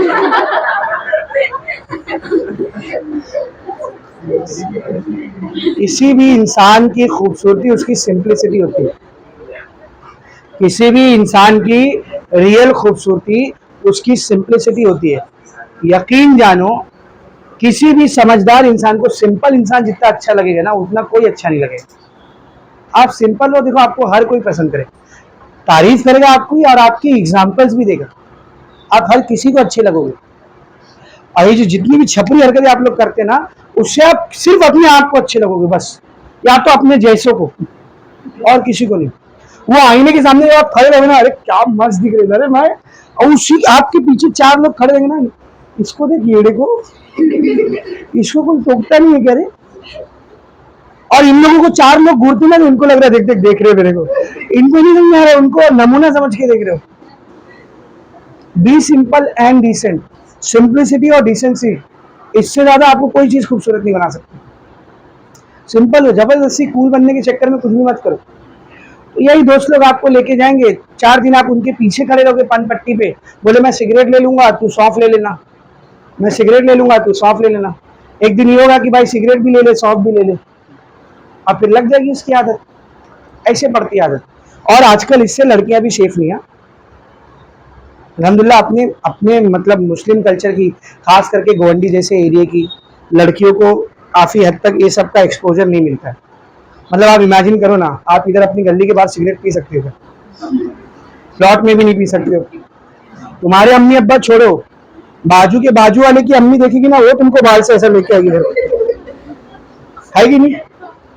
कुछ अल्टर काम करो, अपने घर वाले छोड़ो, दूसरे के घर वाले पहले मारते। मैं खुद पकड़ा गया हूँ, डायमंड गार्डन पे पकड़ा गया था, 9वीं में था। मेरे अब्बा नहीं पकड़े थे, बाजू वाले पकड़े थे, वहीं पे 2 लाफा पिला के वहीं से लेके आए थे। मतलब अभी अब्बा तो मारेंगे वाला गए, पहले इनकी खा लो 2। तो अपने यहाँ नहीं करने देते बच्चों को ऐसा। सोसाइटीज में, बड़ी बड़ी सोसाइटीज में, ये बिल्डिंग से निकले, वो बिल्डिंग पार करके उधर चले गए, किसको क्या पता वहां पे बच्चा क्या कर रहा है। ये मस्त गाड़ी में बैठे लॉन्ग ड्राइव के बहाने सिगरेट चल रहा है, दारू चल रहा है। अपने तो माशाल्लाह से काफी सेफ है। मैं इंजीनियरिंग में 4 साल तक काल शिकर में था, लड़के बहुत करते थे सब, मैंने किसी लड़की को करते नहीं देखा माशाल्लाह से, किसी लड़की को करते, एक भी लड़की नहीं आती थी, ऐसा नहीं आती थी, चाय पीती थी, बुर्जी पाव खाती थी, चले जाती थी। सिगरेट वगैरह कोई टच नहीं करता, कोई टच नहीं करता। लेकिन लड़के साले सब, लड़के तो लड़के टीचर्स भी जाते थे साथ में, हमारे प्रोफेसर्स। सोच, अपने मैं नूरुल इस्लाम से पढ़ो, अगर ऋतिक निकल जाती थी ना जेब से, तो हमारे सर लोग हमको ऐसा मारते थे जैसे उनकी बेटी लेके भागो मैं। खाली जेब से ऋतिक निकलनी चाहिए, ऋतिक खाया, सुपारी खाया, 60 सूट। अरे मोइन सर इतना गंदा मारते थे, अल्लाह अल्लाह, इतने से थे वो। अबे बेंच पे चढ़ के मारते थे भाई, बेंच पे चढ़ जाते थे तो 60 और इतना गंदा उनका हाथ पड़ता था। हाँ, अब वहां पे मैं देख रहा हूँ अजीब ही चल रहा है। इधर बच्चा लेके सिगरेट खा रहा है और यहाँ पे उससे क्लास टीचर, कोई बीच में मतलब कोई बंदिश, कोई डर खौफ कुछ नहीं। यहाँ स्टूडेंट के हाथ में सिगरेट चल रही है और यहाँ बाजू में क्लास टीचर खड़ा। क्लास टीचर, सर माचिस से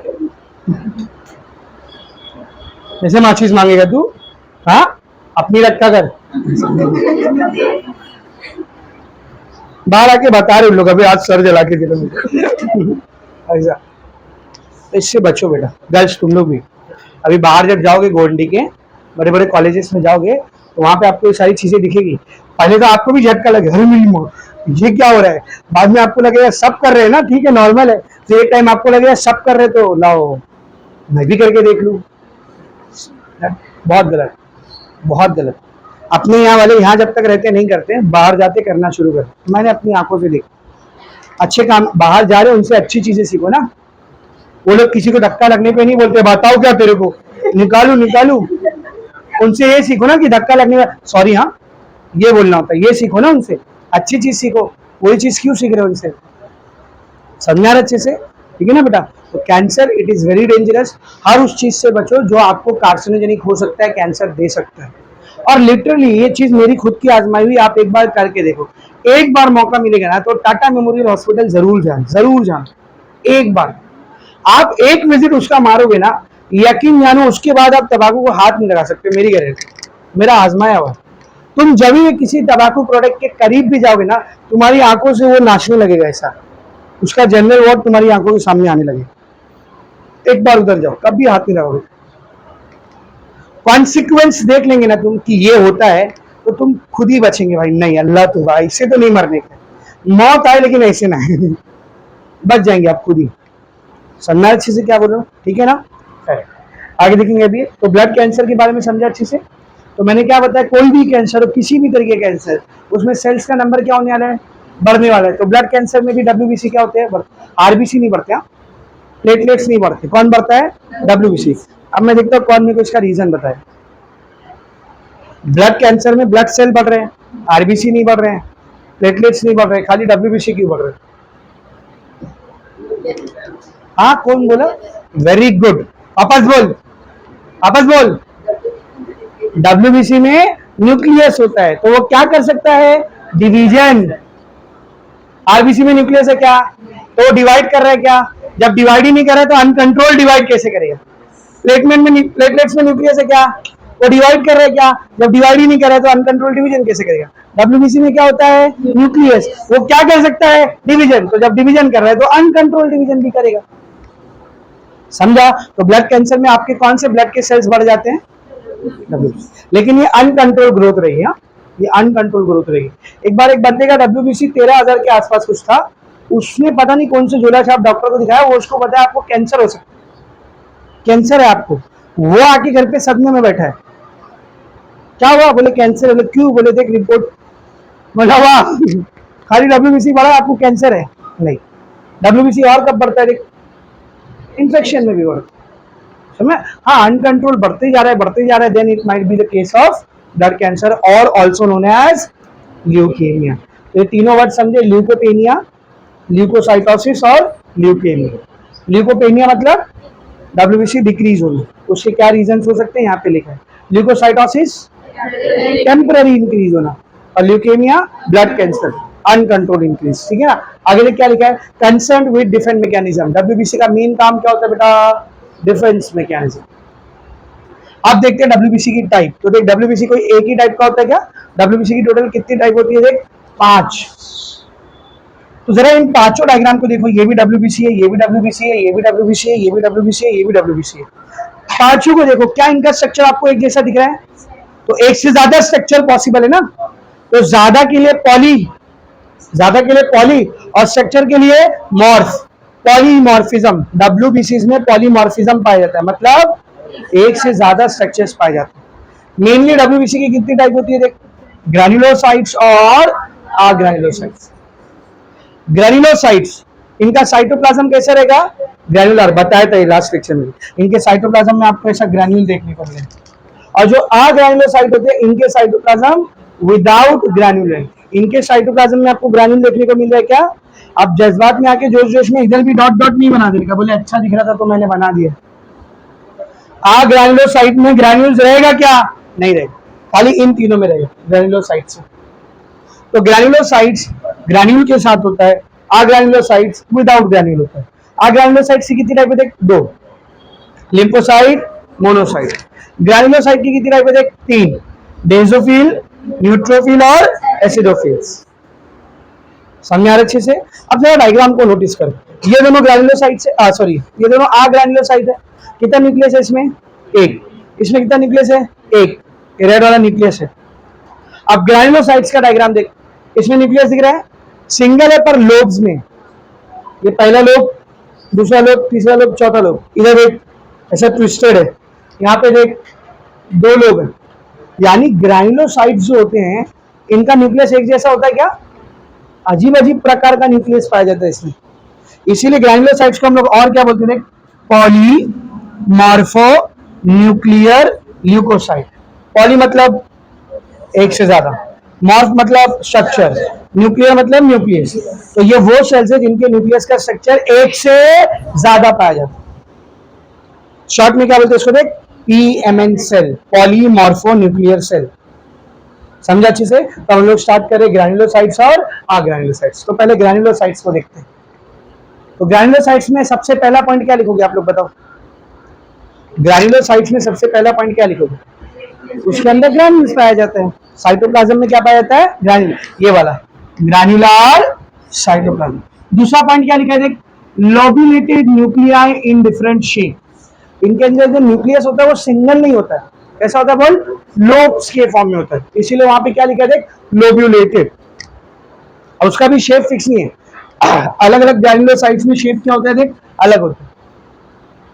next point, formed from myeloid stem cell, याद है ना, ये तीनों किससे बनते हैं, माइलॉइड स्टेम सेल। अरे बेटा माइलॉइड स्टेम सेल में भी माइलोब्लास्ट होता है, वो इन तीनों को बनाता है, मैंने आपको चार्ट बना के दिया, ठीक है।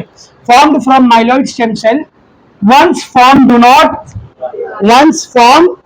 Do not divide. भले से इनके पास न्यूक्लियस है, लेकिन ये एक बार बन गए तो डिवाइड नहीं, जरूरत नहीं उनको, जब जरूरत पड़ती है तब बोन मैरो क्या कर लेता है, उसको बना लेता। आगे देखेंगे, 72% ऑफ टोटल डब्ल्यूबीसी, आपके 100% डब्ल्यूबीसी में से ग्रैन्युलोसाइट कितना होता है, 72, बचा कितना 28, तो 28% कौन रहता है, आ ग्रैन्युलोसाइट।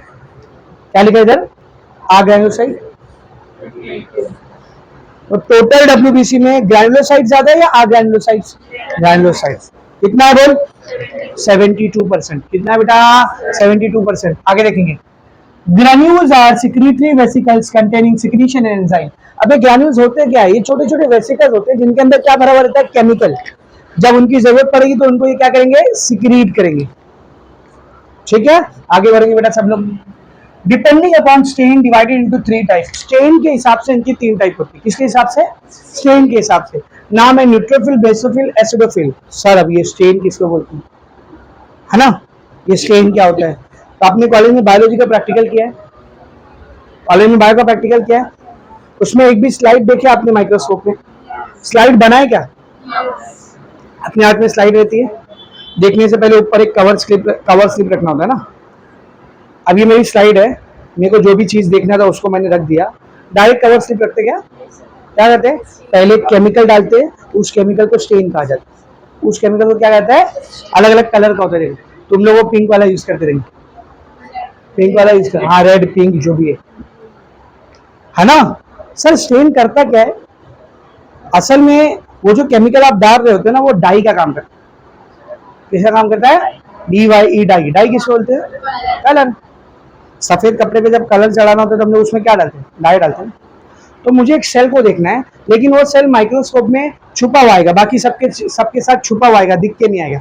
तो मैं क्या करूंगा, उसमें एक डाई डालूंगा, मैं क्या करूंगा, उसमें एक डाई डालूंगा। अब ये डाई अंदर क्या करेगा, मान उस पूरी स्लाइड में जो सेल मुझे देखना है ना उसके साथ रिएक्ट करेगा, तो जो सेल है उसके ऊपर ये डाई का कलर चढ़ जाएगा। समझ, मैंने ग्रीन कलर का डाई डाला, तो सेल के ऊपर कौन सा कलर चढ़ जाएगा, ग्रीन। अब मैं कवर स्लिप रखूंगा, माइक्रोस्कोप में देखूंगा तो मुझे सेल कैसा दिखेगा, ग्रीन कलर। तो जब हमको किसी पर्टिकुलर चीज को देखना होता है तो हम लोग उसके ऊपर एक पर्टिकुलर डाई को डाल करके तब माइक्रोस्कोप में देखते हैं। यह प्रोसेस कहलाता है स्टेनिंग। यह प्रोसेस क्या कहलाता है। अब स्टेनिंग के हिसाब से ग्रैन्युलोसाइट के 3 टाइप है। कैसे सर, सुन ध्यान से कैसे। कुछ ग्रैन्युलोसाइट ऐसे होते हैं, उनको देखने के लिए जो डाई डालना पड़ता है ना, वो डाई न्यूट्रल होना चाहिए। कैसा होना चाहिए, पर वहीं पर कुछ ग्रैन्युलोसाइट ऐसे होते हैं जो न्यूट्रल डाई से दिख के नहीं आते, उनको देखने के लिए बेसिक डाई डालना पड़ता है। जो केमिकल आप डाल रहे हो कैसा होना चाहिए, बेसिक। और वहीं पर कुछ ग्रैन्युलोसाइट ऐसा होता है, उनको देखने के लिए ना तो न्यूट्रल डाई से दिखाई देते हैं ना बेसिक डाई से दिखाई देते हैं, तब एसिडिक डाई डालना पड़ता है। तो वो ग्रैन्युलोसाइट जिनकी स्टेनिंग न्यूट्रल डाई से होती है, न्यूट्रोफिल्स। वो ग्रैन्युलोसाइट जिनकी स्टेनिंग बेसिक डाई से होती है, बेसोफिल्स। वो ग्रैन्युलोसाइट जिनकी स्टेनिंग एसिडिक डाई से होती है, एसिडोफिल्स। कहां से आए 3 नाम समझा, न्यूट्रोफिल, बेसोफिल, एसिडोफिल। ये नाम कहां से आया बेटा, समझा। स्टेनिंग किसको बोलते समझा ना। तो देखो पहला नाम क्या है, देख न्यूट्रोफिल। क्या लिखा हुआ है पहली लाइन में पढ़ो, स्टेन विथ न्यूट्रल डाई। इनकी स्टेनिंग करने के लिए, इनको देखने के लिए कौन सा डाई इस्तेमाल करना पड़ता है, न्यूट्रल। दूसरा नाम क्या है, बेसोफिल। और क्या कहते हैं इसको, साइनोफिल्स भी कहते हैं। स्टेन्ड विथ बेसिक डाई, इनको देखने के लिए कौन सा डाई इस्तेमाल करना पड़ता है, बेसिक, बेस होना चाहिए वो। एग्जांपल दिया एक डाई की, यहाँ पे क्या लिखा, देख मिथिलीन ब्लू। क्या लिखा बोल, ये आप लोग बायो लैब में यूज करते हो, मिथिलीन ब्लू। अभी जाएंगे तो देखना। हाँ, नेक्स्ट क्या देख, एसिडोफिल्स। क्या लिखा, इसको और क्या बोलते हैं, इओजिनोफिल। अच्छा, ये कैसे स्टेन्ड होते हैं, स्टेन्ड विथ एसिडिक डाई या एसिडिक स्टेन। एग्जाम्पल क्या है, ईओसिन नाम का एक डाई आता है जो एसिडिक होता है, एक स्टेन आता है जो एसिडिक, इसी ईओसिन की वजह से इसका और एक नाम क्या है, ईओसिनोफिल। समझा अच्छे से? तो तीनों टाइप को जल्दी से थोड़ा सा पढ़ते हैं। पहला क्या लिखा बेटा, देख न्यूट्रोफिल्स। क्या काम है न्यूट्रोफिल्स का, देखो they are stained with neutral dye, ये तो मैंने आपको बता दिया। Very fine and large in number granules, इसके जो ग्रैन्यूल्स होते हैं कैसे होते हैं, वेरी फाइन मतलब काफी बारीक बारीक छोटे छोटे, और लार्ज इन नंबर, हाँ नंबर में बहुत ज्यादा। तो देख इधर ग्रैन्यूल्स को देख मैंने बहुत छोटा छोटा बनाया, अब नंबर में क्वांटिटी क्या है इसकी ज्यादा है। इसको इससे कंपेयर कर फर्क दिख रहा है कि नहीं, इसके ग्रैन्यूल का साइज देख, इसके ग्रैन्यूल का नंबर देख, इसमें कम है उसमें ज्यादा है। तो यहाँ पे ग्रैन्यूल छोटा और ज्यादा होता है। आगे बढ़ेंगे, ग्रैन्युलोसाइट टोटल कितने परसेंट है, 70, उसमें भी 70% तो अकेला यही रहता है।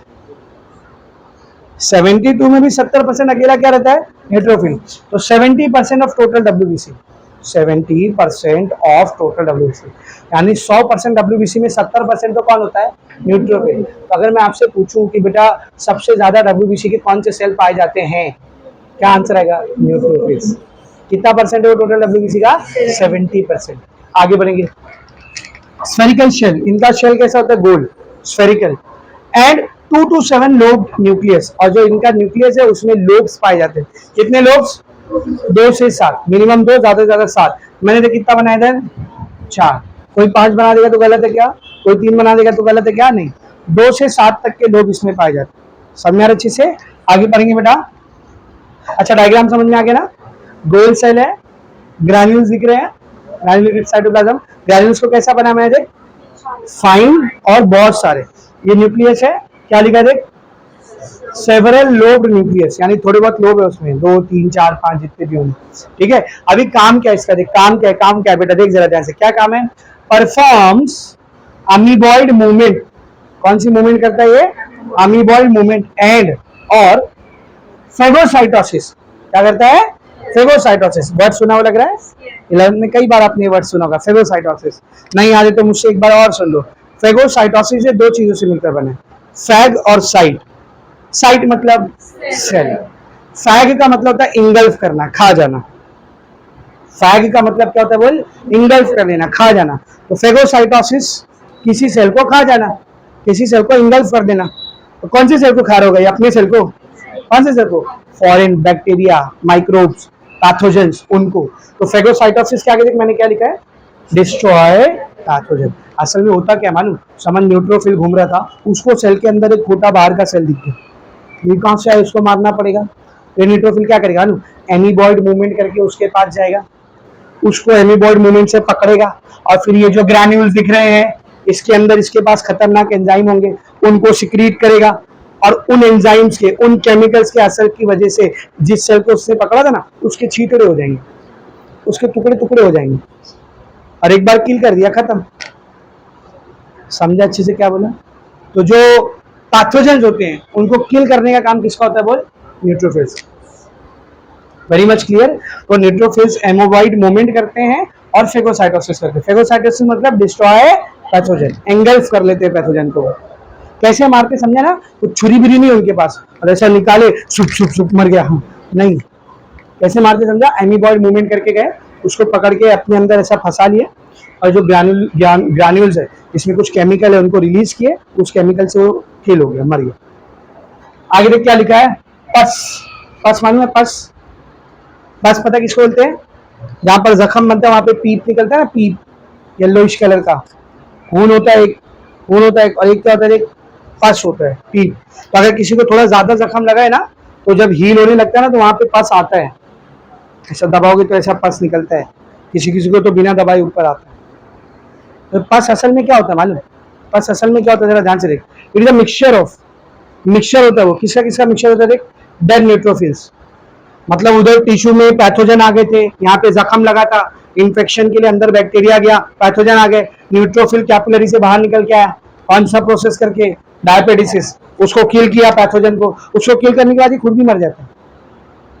तो डेड न्यूट्रोफिल और डेड माइक्रोब, कौन कौन, डेड न्यूट्रोफिल, वो मरा हुआ न्यूट्रोफिल, और जिसको उसने मारा है, माइक्रोब मतलब पैथोजन, जिसको उसने मारा है वो डेड माइक्रोब, और वहां के जो डैमेज टिश्यू थे जहां पर ये पूरा काम हुआ है, डैमेज टिश्यू, इन तीनों का मिक्सचर बनता है, तो वही क्या कहलाता है बोल, पस कहलाता है।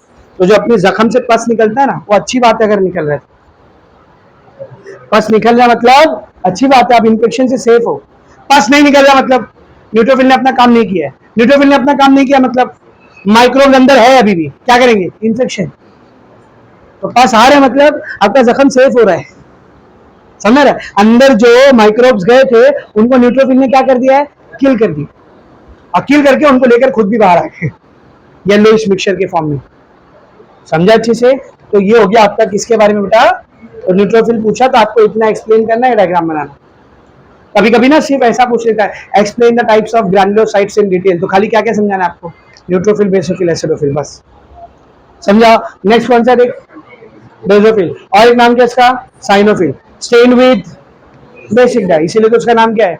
बेसोफिल। बेसिक डाई का एग्जांपल मिथिलीन ब्लू। इनके ग्रैन्यूल्स कैसे होते थे? ग्रैन्यूल्स आर फ्यू, थोड़े होते हैं, and large in size, size कैसी होती है इनकी? बड़ी होती है, ठीक है ना? दिख रहा है? कम है और बड़े हैं। स्मॉल स्फेरिकल सेल, छोटे स्फेरिकल सेल होते हैं, एंड ट्विस्टेड न्यूक्लियस। न्यूक्लियस कैसे होता है इसका? ट्विस्टेड। ऐसा एक सिंगल न्यूक्लियस था, वो ऐसा ट्विस्ट कर गया। समझा रे? आगे बढ़। परसेंटेज कितना है देख? 0.5 to 1% of total WBC. WBC में सबसे कम यही पाया जाता है। आपको जानकर हैरानी होगी, अगर आप अपना सीबीसी कराओगे ना तो ज्यादातर टाइम उसमें बेसोफिल 0% रहता है। कितना परसेंट? और सर हाई नहीं, नुकसान नहीं होगा? नहीं होगा। पता है क्यों नहीं होगा? ये एक स्पेशल टाइम पे ही आता है, बढ़ता है, अपना काम करता है, फिर खत्म हो जाता है। तो सबसे कम आपके डब्ल्यूबीसी में कौन से सेल रहेंगे? ज्यादा कितना परसेंटेज होता है इसका देख? 0.5 to 1। क्या काम करने आते तेरा देख? Non phagocytic. फेगोसाइटिक है क्या ये? कौन करेगा फेगोसाइटोसिस? न्यूट्रोफिल, वो है उसका काम। इसका काम फेगोसाइटोसिस है क्या? नहीं। इसका काम क्या है? Present in infected and allergic condition only. कहीं पर इन्फेक्शन हुआ है वहां पे एलर्जिक रिएक्शन दिखानी। क्या दिखानी है भाई? जब आपको इन्फेक्शन होता है, सर बहुत खुजली हो रही है इधर, क्या ये? Allergic reaction. और सर कुछ काटा है, पूरा लाल लाल हो गया है, क्या ये? एलर्जिक रिएक्शन है। सूज गया, क्या ये? एलर्जिक रिएक्शन है। रैशेस आ रहे हैं वहां पर, क्या ये? एलर्जिक रिएक्शन है। तो कोई इन्फेक्शन की साइड पर जब कुछ एलर्जिक रिएक्शन होती है ना, तो वहां पर किसका नंबर बढ़ता है? बेसोफिल। क्यों बढ़ता है अभी समझेगा, आगे देखो। It secretes heparin, histamine, serotonin. ये बेसोफिल जहां पर बढ़ते हैं, अपने ग्रैन्यूल से कौन कौन से केमिकल को सिक्रेट करते हैं? ये तीनों केमिकल कहां से सिक्रेट करेंगे? ग्रैन्यूल से। कौन कौन से chemical? Heparin, histamine, serotonin. Heparin anticoagulant, वहां के ब्लड को कोआगुलेट होने से बचाएगा। हिस्टामिन, सर हिस्टामिन क्या होता है? ये एलर्जिक रिएक्शंस को कॉज करता है। हिस्टामिन क्या करता है बोल? एलर्जी। किसी को खुजली हो रही है मतलब उसकी बॉडी में हिस्टामिन बढ़ा है। किसी को छींक बहुत आ रही है, हिस्टामिन बढ़ा है। खांसी बहुत आ रही है, हिस्टामिन बढ़ा हुआ है। रेडनेस हो रहा है, हिस्टामिन बढ़ा है। स्वेलिंग हो जा रही है, इचिंग हो रही है, रैश आ रहे हैं, हिस्टामिन बढ़ा हुआ है। ये जितने भी एलर्जिक रिएक्शन होते हैं ना, वो सब किसकी वजह से इनिशिएट होते हैं बोल? हिस्टामिन की वजह से। इसीलिए इन सारी एलर्जिक कंडीशन में डॉक्टर जो टैबलेट देता है, ये खा लो, एलर्जिक रिएक्शन नहीं होगा। कभी उस टैबलेट को पलट करके देखना, उस पे एंटी हिस्टामिन ऐसा लिखा रहेगा। नहीं भी लिखा रहेगा तो जो केमिकल लिखा रहेगा ना, उस केमिकल का गूगल पे नाम डालना, गूगल पे लिख के आएगा it is an anti histamine, ऐसा लिख के आएगा। हिस्टामिन का उल्टा काम करेगा, एलर्जिक कंडीशन को रोकता है। तो बेसोफिल समझा कौन से टाइम पर रिलीज होते हैं?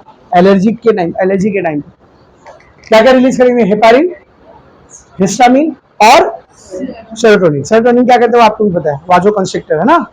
वाजो कंस्ट्रिक्टर ब्लड वेसल को कंस्ट्रिक्ट करेगा, है ना। तो ब्लड का प्रेशर क्या होगा? बढ़ेगा। इसी वजह से वो एरिया अचानक से थोड़ा ज्यादा लाल होने लगता है, क्योंकि वहां का ब्लड का प्रेशर बढ़ गया है। और प्रेशर बढ़ने की वजह से ज्यादा फ्लूइड कैपिलरी से बाहर निकलेगा, वही फ्लूइड उधर जमा होने लगता है, तो स्वेलिंग आने लगती है। ऐसा छुओ तो ऐसा लगता है अंदर पानी भरा हुआ है। तो बेसोफिल सिर्फ कौन सी कंडीशन में निकलता है बोल? एलर्जी। अभी आपको मेरे को कोई एलर्जी है क्या अभी फिलहाल? नहीं ना। तो हो सकता है आपके ब्लड में बेसोफिल कितना हो? 0% भी हो सकता है, कोई बड़ी बात नहीं। आपने अपना ब्लड टेस्ट कराया सीबीसी, उसमें आपको बेसोफिल दिखा रहा है 3%, मतलब मजबूत एलर्जी हो रखा है, बॉडी में कहीं ना कहीं मजबूत एलर्जिक रिएक्शन हो रही है। हो सकता है आपको दिख के आ रही, हो सकता है ना दिख के आ रही। समझ में आ रहा है अच्छे से? आगे देखिए बेटा, ये बेसोफिल का डायग्राम, ये उसका पूरा काम और स्ट्रक्चर वगैरह एकदम अच्छे से समझा। लास्ट ग्रैन्युलोसाइट कौन सा है? एसिडोफिल। और क्या बोलते हैं इसको? इयोजिनोफिल। इयोजिनोफिल क्या? इयोजिनोफिल। देखेंगे जरा, stained with acidic dye. Example क्या उसकी? इयोजिन। कितना परसेंट होता है देखिए? 1 to 3% ऑफ टोटल डब्ल्यूबीसी। भाई ग्राइनोसाइट होती कितने हैं? 72। उसमें 70% अकेला कौन है? ये तो जीरो भी हो सकता है, इसको दो पकड़ ले तो 70 0 2 कितना हो गया? लगभग 72। तो इयोजिनोफिल अपनी बॉडी में कितना होता है बोल? 1 से 3%। इसका न्यूक्लियस कैसा होता है? देख, बाइलोब। न्यूक्लियस कैसा होता है बोल? बाइलोब। 2 लोब रहते हैं इसके अंदर। इसमें कितना लोब होता है? 4 से 7, 2 से 7। अच्छा, इसका डायग्राम कभी भी बनाना ना 2 से ज्यादा दिखाना, क्योंकि 2 इसमें होते हैं ना, तो अब 2 से ज्यादा ही दिखाना, फर्क दिखाने के लिए, समझा? इसलिए मैंने कितना दिखाया थे? 4। तो इसका न्यूक्लियस बाइलोब होता है, कंटेन लाइसोसोमल ग्रैन्यूल। इसके जो ग्रैन्यूल होते हैं ना, इनके अंदर कौन से एंजाइम होते हैं बोल? लाइसोसोम्स। लाइसोसोम्स किसको बोलते हैं? लाइसोसोम सुना हुआ लग रहा है? सेल में होता है, सेल का सुसाइड बैग। जब बॉडी के खुद के किसी सेल को मारना होता है तो वहां पर कौन एक्टिव होता है? लाइसोसोम। उसके अंदर जो केमिकल भरा होता है जो उस सेल को मारता है, उस केमिकल का नाम होता है लाइसोसोमल एंजाइम, लाइसोसोमल केमिकल। तो इसके ग्रैन्यूल में भी कौन से केमिकल भरे हुए हैं? लाइसोसोम। सर क्यों सर, ये किसको मारता है? अभी देखेंगे आगे किसको मारता है। Destroy antigen antibody complex by phagocytosis. अब ये क्या है सर? एंटीजन एंटीबॉडी कॉम्प्लेक्स क्या होता है? समझ, आपकी बॉडी में बाहर से कोई पैथोजन आया, बाहर से कोई पैथोजन आया, ये एक पैथोजन है फॉर एग्जांपल, ये एक पैथोजन है। तो बाहर से जो पैथोजन आ रहा है ना, इसको बोलते हैं एंटीजन। इसको क्या बोलते हैं बोल? अब इसको मारने के लिए ना एंटीबॉडी लगती है। इसको मारने के लिए क्या लगती है बोल? वो एंटीबॉडी इस एंटीजन के ऊपर आकर के ऐसा बाकायदा बाइंड करती है। क्या करती है बोल? आप कोई भी एंटीबॉडी किसी भी एंटीजन से बाइंड नहीं कर सकते, ये बहुत स्पेसिफिक होता है। जैसे मिसाल के तौर पर ये एंटीजन है, आप समझ एंटीबॉडी ऐसी आ रही है, बाइंड कर लेगी क्या बता? नहीं, ताले चाबी की तरह ये, समझा है? लॉक एंड की मैकेनिज्म। तो जो एंटीबॉडी है ना वो कुछ ऐसी आएगी, जरा ध्यान से देखना।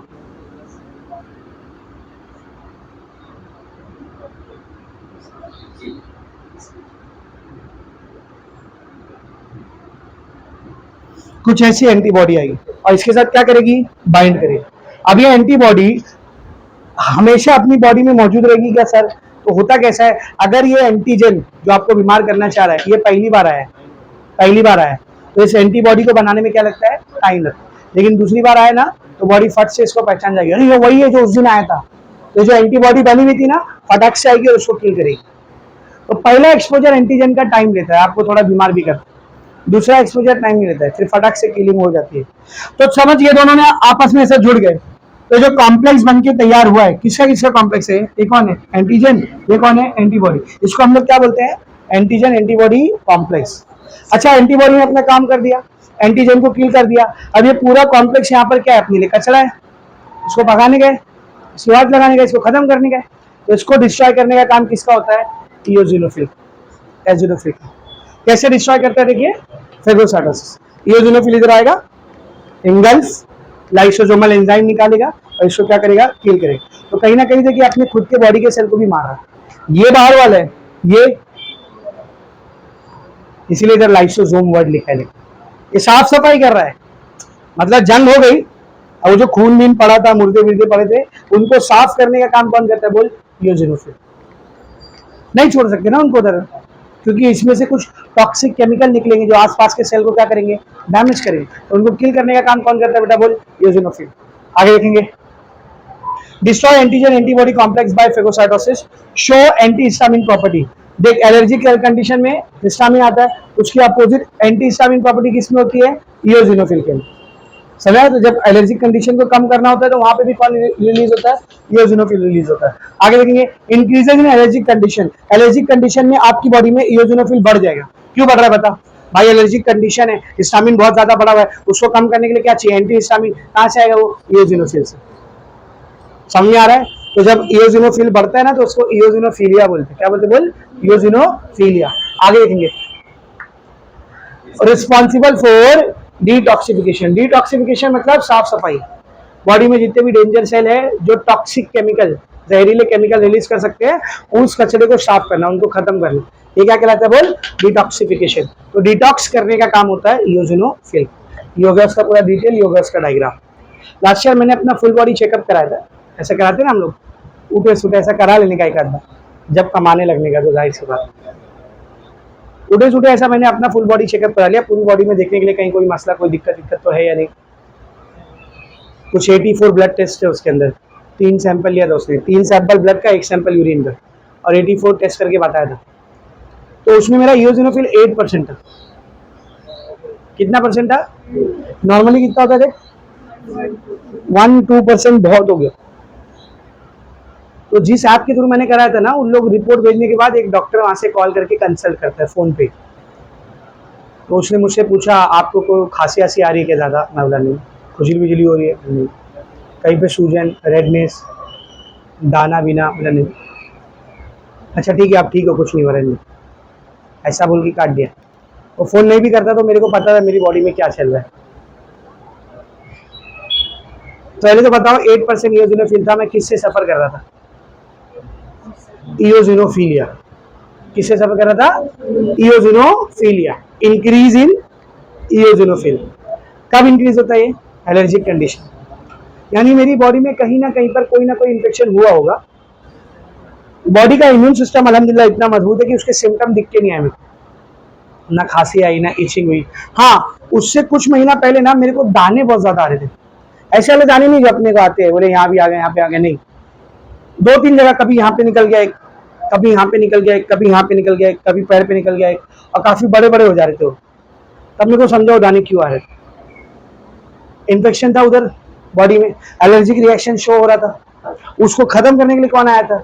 इओसिनोफिल। तो अभी वो साफ सफाई में लगा हुआ था मेरी बॉडी की, मेरी बॉडी के साफ सफाई में लगा हुआ था। जिधर जिधर ये इन्फेक्शन वगैरह हुआ है, पैथोजन को फेगोसाइटोसिस से किल किया गया, एंटीजन एंटीबॉडी कॉम्प्लेक्स बना हुआ है, उसको साफ सफाई करने के लिए कौन आया था? डिटॉक्सिफिकेशन के लिए कौन आया था? इओसिनोफिल। तो कई बार हमको नहीं भी पता होता, अपनी बॉडी सीक्रेटली चुपचाप अपने अंदर इतने सारे काम कर रही है।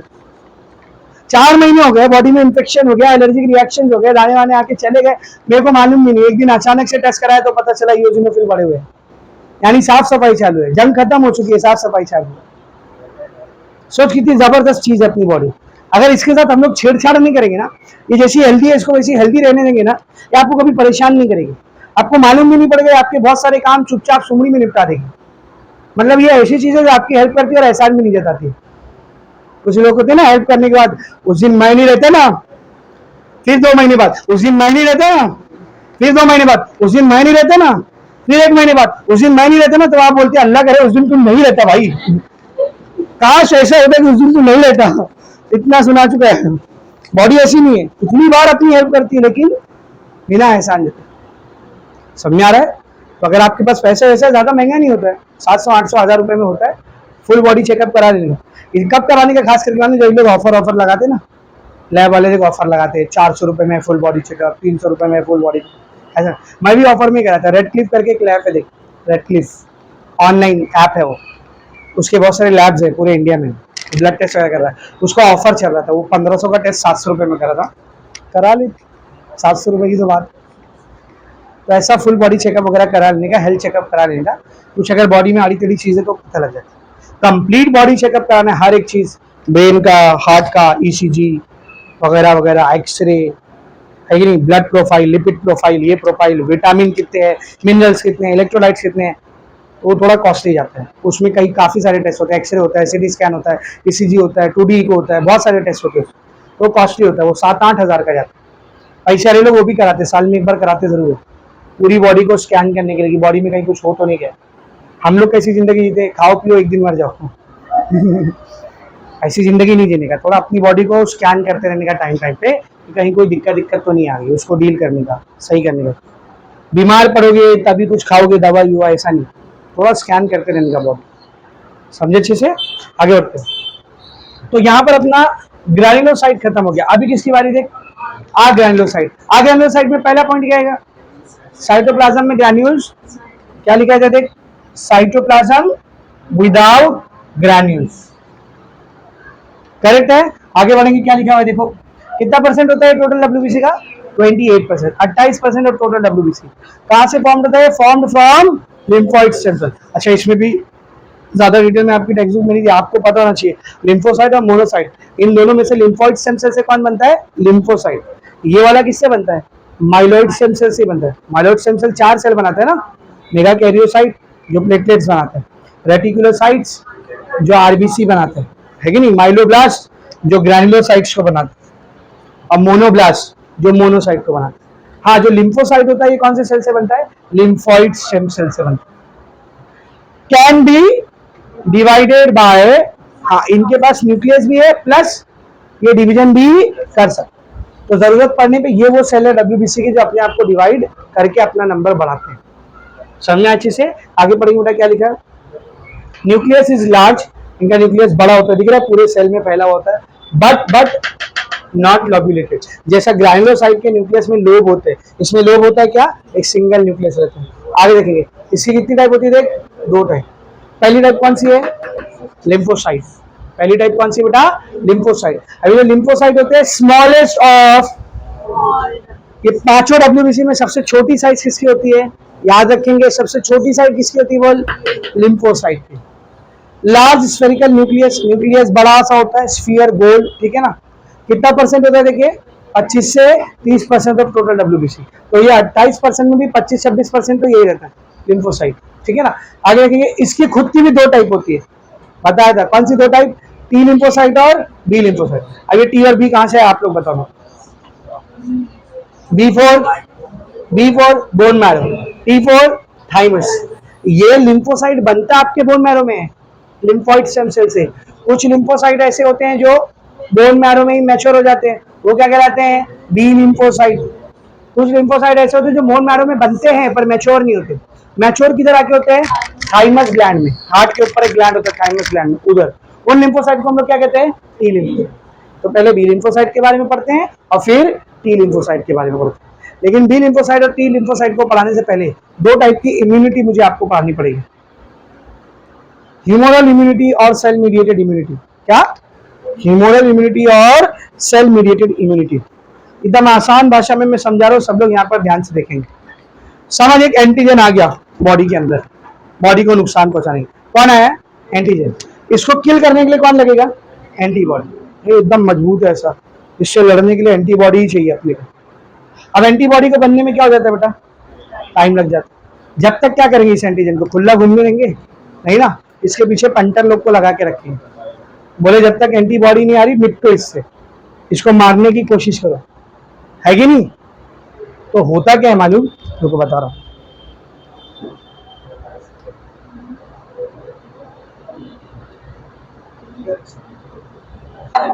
आपने अक्सर देखा होगा जब हमारे यहाँ पे भी कुछ कांड होता है तो पहले उस कांड को सुधारने की कोशिश पुलिस वाले करते है ना, लड़ने की कोशिश, मारने की कोशिश कौन करता है? पुलिस वाले। जब पुलिस वाले के कंट्रोल से चीजें निकलने लगती है तो मिलिट्री उतरती है वहां पे, है कि नहीं। तो जब तक मिलिट्री नहीं आ रही तब तक जेल के रखने का काम किसका है? पुलिस वालों का। ऐसी कुछ सिस्टम है। एक एंटीजन आ गया ऐसा बॉडी में, अब इसको मारने के लिए एंटीबॉडी चाहिए, और एंटीबॉडी बनाने में क्या लगता है? टाइम लगता है। तो जब तक निपटने के लिए इम्यून सिस्टम ना अपने पंटर्स को छोड़ता है, और वो पंटर्स कौन है मालूम? T lymphocytes. वो पंटर कौन है? T lymphocyte. टी लिम्फोसाइट में 4 टाइप के सेल होते हैं। कितने टाइप के सेल होते हैं? 4।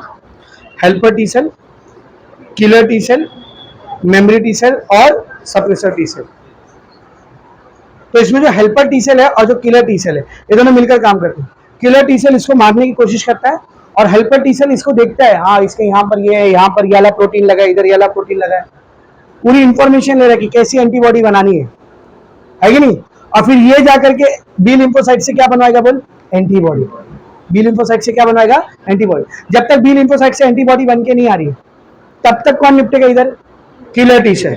किलर टी सेल मारेगा हेल्पर टी सेल को, देख रहे जल्दी देख, मैं निपट रहा इससे, खुद भी मरेगा उसको भी मारेगा ऐसा। और हेल्पर टी सेल पीछे से उसको देख रहा है, हाँ सारी इंफॉर्मेशन देख रहा है, ऐसा है, ये प्रोटीन है, इसको मारने के लिए ऐसी एंटीबॉडी चाहिए। और फिर बी लिम्फोसाइट को जाकर पूरा डेटा दे दे रहा है। अब बी लिम्फोसाइट क्या बना के भेज रहा है? एंटीबॉडी। बी लिम्फोसाइट से एंटीबॉडी आई, अब हेल्पर टी सेल को बोलेगी उछल मत अभी रुक, आई एंटीजन को पकड़ी, किल कर दी, खत्म, किल कर दी, खत्म, जंग खत्म, दुश्मन मर गया, जंग खत्म, है कि नहीं। अब यहाँ पे ये यूजिनोफिल आएगा, ये पूरे को साफ सफाई करेगा। लेकिन इससे पहले जब पूरी जंग खत्म हो जाती है ना तब पीछे से निकल के आता है मेमोरी टी सेल, बोलता है अभी मेरे को देखने दे इस एंटीजन को, हाँ देख लिया मैंने एंटीजन। अब जब भी एंटीजन आएगा तो मैं फौरन से क्या करूंगा? इस वाली एंटीबॉडी को बुला लूंगा, यानी जो मेमोरी टी सेल होता है ना, ये इसको अपने अंदर मेमोरी में स्टोर करके रखता है। समझा अच्छे से? अब नेक्स्ट टाइम दोबारा जब यही एंटीजन आएगा ना, तो इधर से हेल्पर टी सेल, इधर से किलर टी सेल, यहाँ से memory T cell. Memory T cell देखेगा, रुक रे, रुक रुक, उसको बुलाओ, उसको जो उस दिन आया था जुम्मेरात को। मेमोरी टी सेल फटाक से एंटीबॉडी को बुलाएगा और जगह पे उस चीज को मार दिया जाएगा। बीमार होने के चांसेस एकदम कम। एक रह गया सर सप्रेसर टी सेल। वो क्या करता है, जज्बात में आकर के ये T cell, killer T cell pathogen को मारते मारते अपने ही सेल को ना मार दे, ओवर डिफेंस सिस्टम ना आ जाए, वो ज्यादा ही एक्टिविटी ना हो जाए, उसको सप्रेस करने के लिए कौन सा सेल होता है, सप्रेसर टी सेल। बोले रुको भाई, किसको मार रहे हैं, देख उसको मार, इधर मत मार। अब पुलिस वाला एकदम गुस्से में है, धाड़, जो भी सामने से है धाड़, तो पीछे से एक दूसरा पुलिस वाला है, भाई अपना बंदा है। तो काम कौन करता है, बोल, सप्रेसर टी सेल। तो पांचों मिलके काम करते हैं। कौन कौन, helper T cell, killer T cell, memory T cell, suppressor T cell और बी लिम्फोसाइट से बनने वाली एंटीबॉडी, ये पांचों मिलके काम करते हैं। तो इसमें जो चार है ना, helper T cell, killer T cell, memory T cell, suppressor T cell, जो तब तक काम करे जब तक एंटीबॉडी नहीं आ रही है। इन चारों के मिलकर जो इन चारों से मिलकर जो काम होता है, जो इम्यूनिटी होती है, जो लड़ाई होती है, जो जंग होती है, इस जंग को, इस इम्यूनिटी को सेल मीडिएटेड इम्यूनिटी बोलते हैं। क्या बोलते बोल, सेल मीडिएटेड इम्यूनिटी। ये चारों मिलकर काम करते हैं। पूरा अभी आप ह्यूमन हेल्थ एंड डिजीज में फिर से पढ़ोगे, मैं अभी समझा दे रहा आपको। Helper T cell, killer T cell, memory T cell, suppressor T cell, ये चारों मिलकर जो इम्यूनिटी करते हैं, जो जंग लड़ते हैं, उसको हम लोग क्या बोलते हैं, सेल मीडिएटेड इम्यूनिटी। जो बी लिम्फोसाइट वाला सिस्टम है ना, जो एंटीबॉडी बना के आ रहा है, सीधा काम खत्म, सीधा फैसला, जीत या हार खत्म, इसको बोलते हैं ह्यूमोरल इम्यूनिटी। क्या बोलते बोल, ह्यूमोरल इम्यूनिटी। तो जब तक पंटर लोग लड़ रहे, कौन सी जंग चल रही है, सेल मीडिएटेड इम्यूनिटी। और एक बार एंटीबॉडी आ गई, बोले अभी खत्म करता हूं मैं, हट, ये कौन सी इम्यूनिटी है, ह्यूमोरल इम्यूनिटी। समझा अच्छे से? आपने वैक्सीन सुना है, वैक्सीन, वैक्सीन कैसे काम करती है मालूम आपको? अभी कोविड आई थी, कोविड का वायरस आया था, कोविड की वैक्सीन जो लगाई जा रही थी, वैक्सीन असल में क्या होता है मालूम, वो पैथोजन ही होता है। वैक्सीन जो होता है वो पैथोजन होता है, जिसके वजह से वो बीमारी हो रही है। अगर आप कोरोना की वैक्सीन लगा रहे हो ना, तो उस इंजेक्शन में कोई दवा नहीं भरी हुई, कोरोना वायरस ही भरा हुआ। समझो समझो समझो जरा, अगर आप कोविड का वैक्सीन लगा रहे हो तो वो इंजेक्शन में कोई दवा नहीं भरी है, क्या भरा हुआ है बोल, कोरोना वायरस ही भरा हुआ है। अरे मेरी मां, सच में आप तो क्या गलत बात कर रहे हैं। नहीं, सुनो मेरी पूरी बात। वैक्सीन कैसे बनाई जाती है, बीमारी कॉज करने के लिए जो पैथोजन रिस्पॉन्सिबल है, उसको लिया जाता है, उसको वीक कर दिया जाता है, उसको एकदम अपाहिज बना दिया जाता है, और अपाहिज बना के इंजेक्शन में भर के बॉडी में डाल देते हैं। अब ये बॉडी में जाएगा, कुछ कर पाएगा अपने को, ज्यादा से ज्यादा बुखार दे देगा बस। तो देख, जब भी अपने को वैक्सीन लगती है, फीवर चढ़ता है। बच्चों को देखो, छोटे बच्चों को जब टीका लगवा के आते हैं लोग, वैक्सीन लगवा के आते हैं, हाई फीवर चढ़ता है, वहां पे स्वेलिंग होती है, इतना ही कर पाते हो पैथोजन, बीमार नहीं कर पाते। पोलियो की वैक्सीन लगी हम सबको, पोलियो की वैक्सीन हम सबको लगी, नहीं यहाँ लगती, यहाँ लगती, हाँ लगती है, इधर निशान रहेगा आप सबको।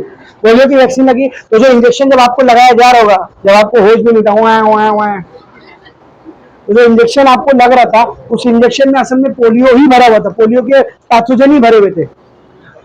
अगर पोलियो पैथोजन ऐसा बॉडी में जाके आपको इन्फेक्ट करेगा ना, आपकी बॉडी के मसल्स को खा जाएगा। देखो पोलियो पेशेंट को इतने पतले पैर होते हैं, लिटरली इतने पतले पैर, वो चल नहीं सकते वो उस पैर के ऊपर, सिर्फ बोन, वो भी एकदम सूखी हुई, मसल्स के नाम पे कुछ नहीं।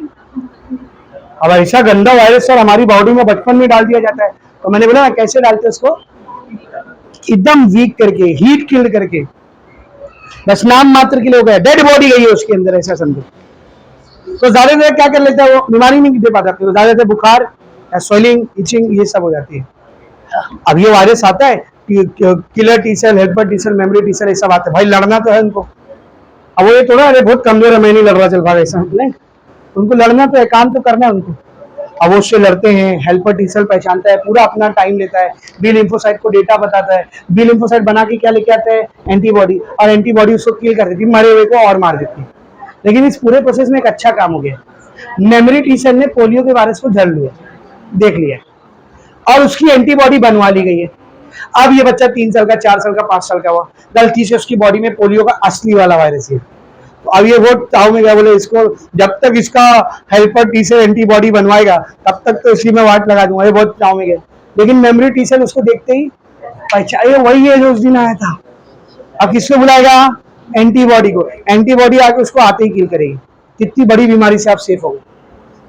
जिस बच्चे को पोलियो का टीका नहीं लगा होता, फ्यूचर में कभी अगर उसकी बॉडी में पोलियो का वायरस जाता, जब तक उसकी बॉडी में एंटीबॉडी बनती वो अपना काम कर देता।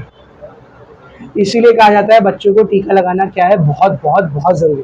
7-8 टीके लगते हैं 4 साल 5 साल तक की उम्र में। हेपेटाइटिस का injection, hepatitis A, hepatitis B. अगर हेपेटाइटिस गलती से हो गया ना बेटा, आपको पूरा लीवर डैमेज कर देगा, पूरा लीवर सड़ा देगा अंदर से। लीवर में पूरे फाइब्रोसिस, फैट जमा हो जाएगा लीवर के अंदर, काम का नहीं रहेगा लीवर। इतनी गंदी बीमारी हेपेटाइटिस, और एक बार पकड़ ली तो कभी वो फिर नेगेटिव नहीं हो सकती, आपको लाइफ टाइम उसकी दवा खाना। इतनी बड़ी बीमारी, उसकी वैक्सीन हमको बचपन में लग जाती है। पहले हेपेटाइटिस के वायरस हमारी बॉडी में डाल दिया जाता है, लेकिन हीट क्यों करके। अब नेक्स्ट टाइम जब आएगा मेमोरी टी सेल बोलेगा मेरी जान देखेला तू अपना, वो कभी बताता है तेरे को। एंटीबॉडी को बुलाएगा, किल करेगा। तो हेपेटाइटिस का वैक्सीन लगता है अपने को, हेपेटाइटिस ए का, हेपेटाइटिस बी का, पोलियो का, काफी सारे वैक्सीन बच्चों को लगाए जाते हैं। कुछ होते हैं जो फौरन पैदा होते ही लगते हैं, कुछ होते हैं 2 महीने पे, कुछ होते हैं 6 महीने पे, कुछ होते हैं 1 साल पे, 1.5 साल पे, 2 साल पे, 3 साल पे, 4 साल पे। ये सब वैक्सीन लगवा के लेने का। गवर्नमेंट अब तो हर बच्चे को वैक्सीनेशन का कार्ड देती है, कार्ड है ना, आपको हर बच्चे को वैक्सीनेशन का कार्ड देती है। उसमें डॉक्टर मेंशन करते हैं इस डेट को ये वाली वैक्सीन लग गई, अभी बताते हैं अब इस तारीख को इतने साल बाद आना ये वाली वैक्सीन लगानी है। तो पूरा कार्ड कंप्लीट करवाने का, पूरा कोर्स कंप्लीट करवाने का गवर्नमेंट की तरफ से फ्री इम्यूनाइजेशन या वैक्सीनाइजेशन का प्रोग्राम चलता है। आप किसी भी सरकारी अस्पताल में बच्चे को वैक्सीन लगाओगे, किसी भी गवर्नमेंट हॉस्पिटल में, फ्री ऑफ कॉस्ट, 0 रुपीज, 1 भी रुपया आपको नहीं देना है, बच्चे को वैक्सीन लगेगी। मेरी खुद की बच्ची अब तक 5 वैक्सीन लगा चुकी है, 1 रुपया नहीं दियो, 1 रुपया नहीं दियो। वही वैक्सीन आप प्राइवेट में लगाओगे 2-2 हजार 2,500 रुपए की आती है। सब फर्क कुछ नहीं, फर्क कुछ नहीं, जितनी वो इफेक्टिव उतनी ये इफेक्टिव, खत्म। अपने यहाँ तो एनजीओ वाले आते या अपनाले में आते, बैठे रहते, बोले वैक्सीन लगवाने का लेके आओ, घर तक चल के आते, नहीं आ रहे हॉस्पिटल में, अल्लाह के वास्ते इधर आओ, बच्चे को लगवा लो वैक्सीन। अब तो एडिबल वैक्सीन भी आती है, ऊपर से ड्रॉप देते, पोलियो के इंजेक्शन लगाने की जरूरत नहीं, ड्रॉप दे दो, हो गया खत्म। तो लोग आते ना गली गली, बच्चा पोलियो पिया गया, लाओ मैं पिलाता, वो पीछे पढ़ के तुमसे वैक्सीन लगवाते हैं। और अपने यहाँ के बुढ़े लोग, अरे ये सब इंजेक्शन ज्यादा नहीं लगाने का है, बच्चों को अंदर से कमजोर कर देता है, जहर के इंजेक्शन होते हैं। वैक्सीन बच्चों के लिए जरूरी होते बेटा, बच्चों के लिए नहीं, हमारे लिए भी जरूरी। अगर कोई भी आड़ा तेरा अल्टा बल्टा वायरस आता है तो उसकी वैक्सीन जरूरी होती है, ताकि वायरस हमको डेंजरस नुकसान ना पहुंचे। समझा अच्छे से? खैर, सेल मीडिएटेड इम्यूनिटी समझा, ह्यूमोरल इम्यूनिटी समझा। सेल मीडिएटेड कौन रिस्पॉन्सिबल होता है? Helper T cell, killer T cell, memory T cell, suppressor T cell. Humoral immunity antibody करती है, जो किससे बनती है? B lymphocyte. आप देखो ये दोनों लिम्फोसाइट, उसकी पहली टाइप कौन सी है? B lymphocyte. दूसरी टाइप कौन सी है? अब मैं पढ़ा रहा हूं, आपको अपने आप समझेगा। देख, बी लिम्फोसाइट कहां पर मैच्योर होता है? Mature in bone marrow, responsible for antibody production. क्या बना के देता है ये? एंटीबॉडी। कौन सी इम्यूनिटी है ये? Humoral immunity. सही है। आगे देख क्या लिखा है? Highly specific antigen antibody immunity. ये इम्यूनिटी बहुत स्पेसिफिक होती है, कोई भी एंटीबॉडी आके अक्कड़ बक्कड़ करके किसी भी एंटीजन को मार देगा क्या? नहीं, हर एंटीजन के लिए एक स्पेसिफिक एंटीबॉडी रहेगी। समझ आ रहा है? नेक्स्ट क्या लिखा है देख, टी लिम्फोसाइट कहां पर मैच्योर होता है? थाइमस में, responsible for cell mediated immunity. Cell mediated immunity में कितने सेल्स आते हैं? 4। क्या लिखा है इधर? 4 सब type, helper T cell, killer T cell, memory T cell and suppressor T cell. समझा अच्छे से? यहाँ पर आपका लिम्फोसाइट खत्म हो गया। सबसे इंपॉर्टेंट बात तो ये है कि बी लिम्फोसाइट, डी लिम्फोसाइट, ये सब तो है। एक चीज खास याद रखना, ये सबसे छोटा सेल होता है डब्ल्यूबीसी में। नेक्स्ट क्या देख, मोनोसाइट। पहला पॉइंट पर क्या लिखा है? Largest of all WBC. पांचों में सबसे छोटा कौन होता है? सबसे बड़ा कौन होता है? मोनोसाइट। तो लार्जेस्ट ऑफ ऑल डब्ल्यूबीसी कितना परसेंट होता है? 3 से 5% ऑफ टोटल डब्ल्यूबीसी। भाई ये 28 में से 25 तो ये है, 3 के आसपास ये है total WBC. Nucleus is large, बड़ा सा न्यूक्लियस होता है, एंड बीन और किडनी शेप। गोल नहीं होता, लेकिन कैसा होता है? किडनी शेप का होता है। दिख रहा है? किडनी शेप का। और एक डायग्राम में क्या लिखा मैंने? साइटोप्लाज्म विदाउट ग्रैन्यूल, और ये क्या लिखे थे? Nucleus kidney shape. कैसा होता है? देखिए, मोटाइल। मोटाइल मतलब मूव कर सकता है, अमीबॉइड मूवमेंट कर सकता है। And give rise to macrophage. Phage मतलब वो सेल जो फेगोसाइटोसिस करेगा, नेक्रो मतलब बड़ा। तो ये सेल भी फेगोसाइटोसिस करते हैं, खाली ये थोड़े क्या होते हैं, लार्जेस्ट ऑफ ऑल डब्ल्यूबीसी ना, मतलब जो ये काम करे ना न्यूट्रोफिल फेगोसाइटोसिस का, वही काम ये भी करता है, लेकिन ये छोटे मोटे पैथोजन को मारने का काम करता है, ये बड़े बड़े पैथोजन को मारने का काम करता है। समझा अच्छे से? इसलिए इसको हम लोग और क्या बोलते थे, मैक्रोफेज, वो फेगोसाइटोसिस करने वाला सेल जो साइज में बड़ा है। आगे देखेंगे कौन सा काम करते थे कि phagocytosis, destroy bacteria and dead और damage tissue by phagocytosis, bacteria को, डेड टिश्यू को, डैमेज टिश्यू को, पैथोजन को फेगोसाइटोसिस करके क्या करेगा, ये मारेगा। सर यही काम तो न्यूट्रोफिल भी कर रहा था, क्या फर्क है दोनों में, समझा रहे? छोटे मोटे बैक्टीरिया, पैथोजन, टिश्यू, सेल्स को ये मारे, बड़े बड़े को ये मारे, साइज का फर्क है, काम दोनों सेम कर। समझ में आया क्या? पक्का? ये हो गया इसका डायग्राम। यहाँ पे पूरा डब्ल्यूबीसी क्या होता है, फिनिश। तो मेरे कुछ क्वेश्चंस है, सबसे छोटा डब्ल्यूबीसी कौन सा है, सब बोलो, सबसे छोटा डब्ल्यूबीसी, सबसे बड़ा डब्ल्यूबीसी, सबसे ज्यादा डब्ल्यूबीसी, देख के बोल, सबसे ज्यादा डब्ल्यूबीसी न्यूट्रोफिल्स, कितना परसेंट है उसका, सबसे कम डब्ल्यूबीसी बेसोफिल, 0% भी हो सकता है। तो सबसे ज्यादा डब्ल्यूबीसी न्यूट्रोफिल्स, उससे कम नहीं, उससे कम रे, उससे कम। तो 70 के बाद नेक्स्ट वन है देख 25, तो न्यूट्रोफिल के बाद लिम्फोसाइट, उससे कम बता जल्दी, उससे कम बोला मोनोसाइट 3 से 5%, उससे कम बोलो एसिडोफिल्स, उससे कम बेसोफिल्स। समझा? ये सीक्वेंस याद रखो, neutrophil, lymphocyte, monocyte, acidophil, basophil, ये सीक्वेंस है। साइज का भी सीक्वेंस याद रखो, सबसे छोटा लिम्फोसाइट, सबसे बड़ा मोनोसाइट। क्वेश्चन आ सकता है explain in detail about granulocytes, तो आपको खाली इन तीन को समझाना है। Explain in detail about granulocyte, तो आपको सिर्फ लिम्फोसाइट और मोनोसाइट समझाना है। Explain in detail types of leucocyte, अब पांचों को एक्सप्लेन करना, 4 मार्क्स का क्वेश्चन आता है, पांचों समझाएंगे आप। समझा? और 4 मार्क्स के क्वेश्चन में सब कुछ है, आरबीसी, डब्ल्यूबीसी, प्लेटलेट्स, तभी भी आपको पांचों के बारे में बताना है। इतना डिटेल में जाना है क्या, शॉर्ट शॉर्ट, एक पॉइंट में स्ट्रक्चर लिख दो, एक पॉइंट में फंक्शन, खत्म। दूसरा एक पॉइंट में स्ट्रक्चर, एक पॉइंट में दो पॉइंट, खत्म। डायग्राम नहीं भी बनाएंगे तो भी चलेगा, 4 मार्क्स में सब कुछ है ना। समझा अच्छे से? Very much clear. यहाँ पे सारे ब्लड सेल्स क्या हो गए, फिनिश। सारे ब्लड सेल्स क्या हो गए, फिनिश। मैंने बोला था ब्लड के बारे में क्या क्या पढ़ेंगे हम लोग, आरबीसी पढ़ा दिया, रुकना, आरबीसी पढ़ा दिया, न्यूट्रोफिल हो गया, बेसोफिल हो गया, एसिडोफिल हो गया, lymphocyte done, monocyte done, platelets या थ्रोम्बोसाइट्स खत्म। अब बस एक चीज बची है, ब्लड क्लॉटिंग। इसमें अगर लिखना कुछ बचा है तो लिखो, वरना मैं ब्लड क्लॉटिंग लिख रहा हूँ, मेरे साथ साथ इसको लिखो। समझा अच्छे से? Let's do it. और पानी ला।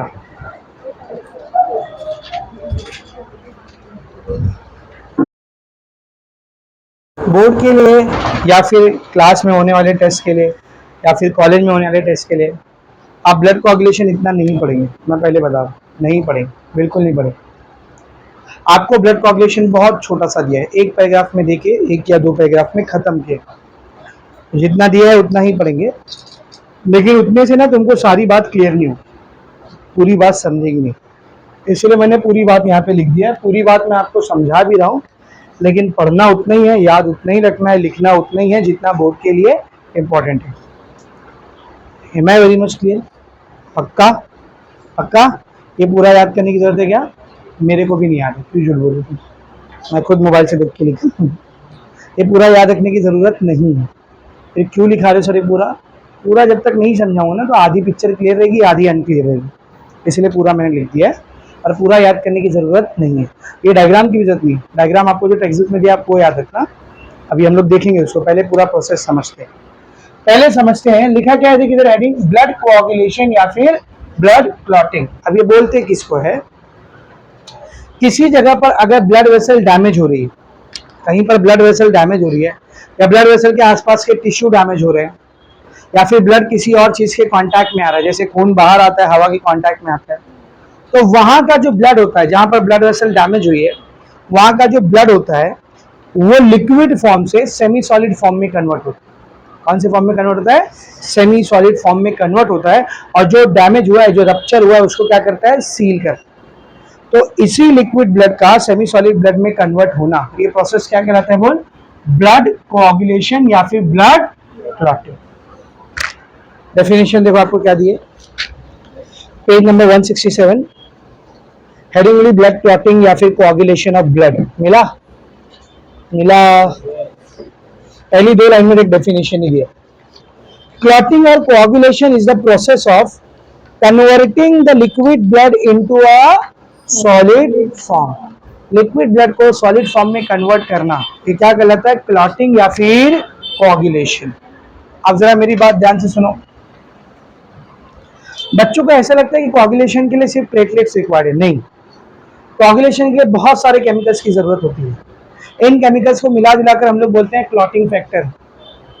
क्या बोलते? बोल, क्लॉटिंग फैक्टर। सर ये बाहर से कहीं से आते हैं क्या? ना, सब हमारे ब्लड के अंदर ही मौजूद होते हैं।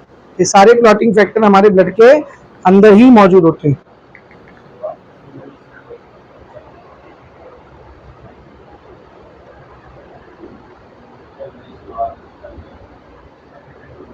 एक मिनट,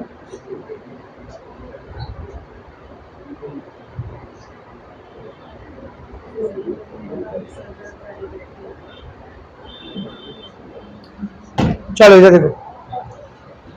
तो ब्लड क्लॉटिंग के लिए बहुत सारे फैक्टर्स, बहुत सारे केमिकल्स लगते हैं, जिन केमिकल्स को हम लोग क्या कहते हैं बेटा? क्लॉटिंग फैक्टर कहते हैं। टोटल कितने केमिकल है? फैक्टर नंबर 1 से लेकर के फैक्टर नंबर 13। कितने फैक्टर हुए? 12। कितने फैक्टर हुए? ये सारे केमिकल कहाँ मौजूद है? ब्लड में। तो ऐसा देखा गया कि जब ब्लड के क्लॉटिंग प्रोसेस को पढ़ा जाता है ना, तो हमारे को ब्लड के क्लॉटिंग प्रोसेस में 13 इंपॉर्टेंट केमिकल्स मिलते हैं, स्टडी में पाया गया ये 13। लेकिन इसमें से जो छठा वाला फैक्टर है ना, एक कोटा रिलीज होता है।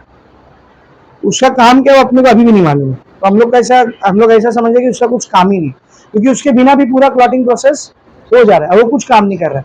इसलिए छठे फैक्टर के आगे क्या लिखा है? अनअसाइन, कुछ काम ही नहीं है उसका।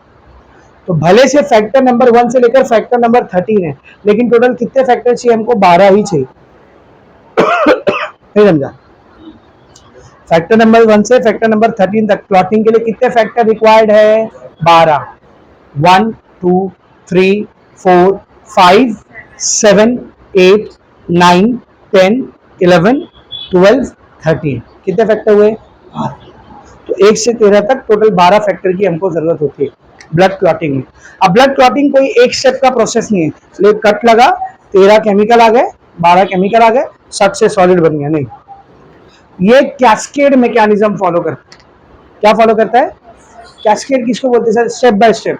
एक स्टेप होगी, ये स्टेप में जो बनेगा ना, वो दूसरी स्टेप को करवा के लेगा, फिर उसमें जो बनेगा ना, वो तीसरी स्टेप को करवा के लेगा, फिर उसमें जो बनेगा वो चौथी स्टेप को करवा के लेगा। ऐसे मैकेनिज्म को क्या बोलते हैं हम लोग? कैस्केड। कैस्केड एक इंग्लिश का वर्ड है। कैस्केड किसको बोलते हैं? एक होता है वाटरफॉल, ऊपर से पानी गिरा, नीचे आ गया, खत्म, इसको बोलते हैं वाटरफॉल। एक होता है कैस्केड, फॉरेन कंट्रीज वगैरह में आपने वीडियो वगैरह में देखा होगा, गार्डन वगैरह के लिए अच्छा दिखने के लिए लगाते हैं। ऐसा जो छोटे छोटे वाटरफॉल होते हैं और ऐसे बने हुए होते हैं, पीछे से ऐसे बने होते हैं, तो पानी ऐसा स्टेप में गिरता है, ऐसा पानी ऐसा स्टेप में आता है, उसको कैस्केड बोलते हैं। उसको इंग्लिश में क्या बोलते हैं? कैस्केड मैकेनिज्म का समझा, मतलब समझा। एक फैक्टर एक्टिव होगा, वो क्या करेगा? दूसरे वाले को एक्टिव कराएगा, वो क्या करेगा? तीसरे वाले को एक्टिव कराएगा। बीच में एक भी स्टेप गायब कर दो, पूरा प्रोसेस रुक जाएगा। देख 12वां एक्टिव हुआ, और उसने क्या करवा के लिया? देख 11वें को एक्टिव। उसने क्या करवा के लिया? देख 9वें को एक्टिव। उसने क्या करवाया? 10वें को एक्टिव। उसने क्या करवाया? दूसरे को एक्टिव। उसने क्या करवाया? पहले को एक्टिव, और तब जाके ब्लड क्लॉट बना। क्या आप देख पा रहे हो कैस्केड? दिख रहा है आपको कैस्केड? क्यों यहाँ पर कैस्केड आता है, समझ में आ रहा है अच्छे से? अब दूसरी सबसे बड़ी बात, ब्लड क्लॉटिंग का जो प्रोसेस होता है ये 2 तरीके से होता है। एक तरीके को कहते हैं हम लोग इंट्रिंसिक पाथवे। क्या कहते हैं? Intrinsic pathway. एक होता है एक्सट्रिंसिक पाथवे। क्या बेटा? Extrinsic pathway. क्या फर्क है सब दोनों में? शुरुआत का फर्क है बस। एक स्टेप पे आने के बाद दोनों प्रोसेस कॉमन हो जाते हैं। नहीं दिख रहा है? सिर्फ ये वाला पाथवे यहां से यहां तक अलग है, और ये वाला पाथवे यहां से यहां तक अलग है। 10वें के बाद से पूरा प्रोसेस क्या हो जा रहा है, सेम हो।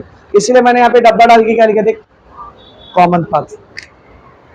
अच्छा, इंट्रिंसिक एक्सट्रिंसिक क्या फर्क है, दोनों में से कौन सा कब एक्टिव होता है? अगर आपके ब्लड वेसल में डैमेज हुआ है, खून की नस पे डैमेज हुआ है, तो क्या लिखा है इधर, डैमेज टू ब्लड वेसल, तब कौन सा पाथवे फॉलो होता है, इंट्रिंसिक पाथवे।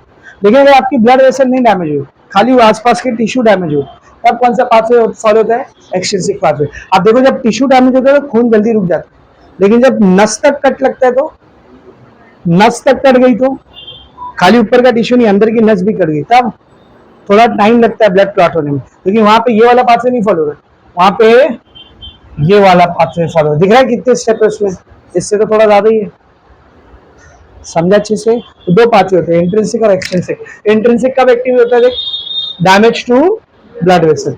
एक्सट्रिंसिक कब एक्टिव होता है, देख डैमेज टू टिश्यू। खाली दोनों की शुरुआत अलग है, बाद में दोनों फैक्टर, दोनों पाथवे कैसे हो जाते हैं, कॉमन। अच्छा, टोटल कितने फैक्टर है, 1 से लेकर 13 तक, 12। सारे फैक्टर के इधर नाम लिखे, याद करने की कोई जरूरत नहीं, कोई जरूरत नहीं है याद करने की। इसको जबरदस्ती को रट्टा मारते बैठेगा क्या, बार बार बोल रहा हूँ, फालतू में इसको याद कर, मेरे को खुद को नहीं याद है, कोई याद करने की जरूरत नहीं।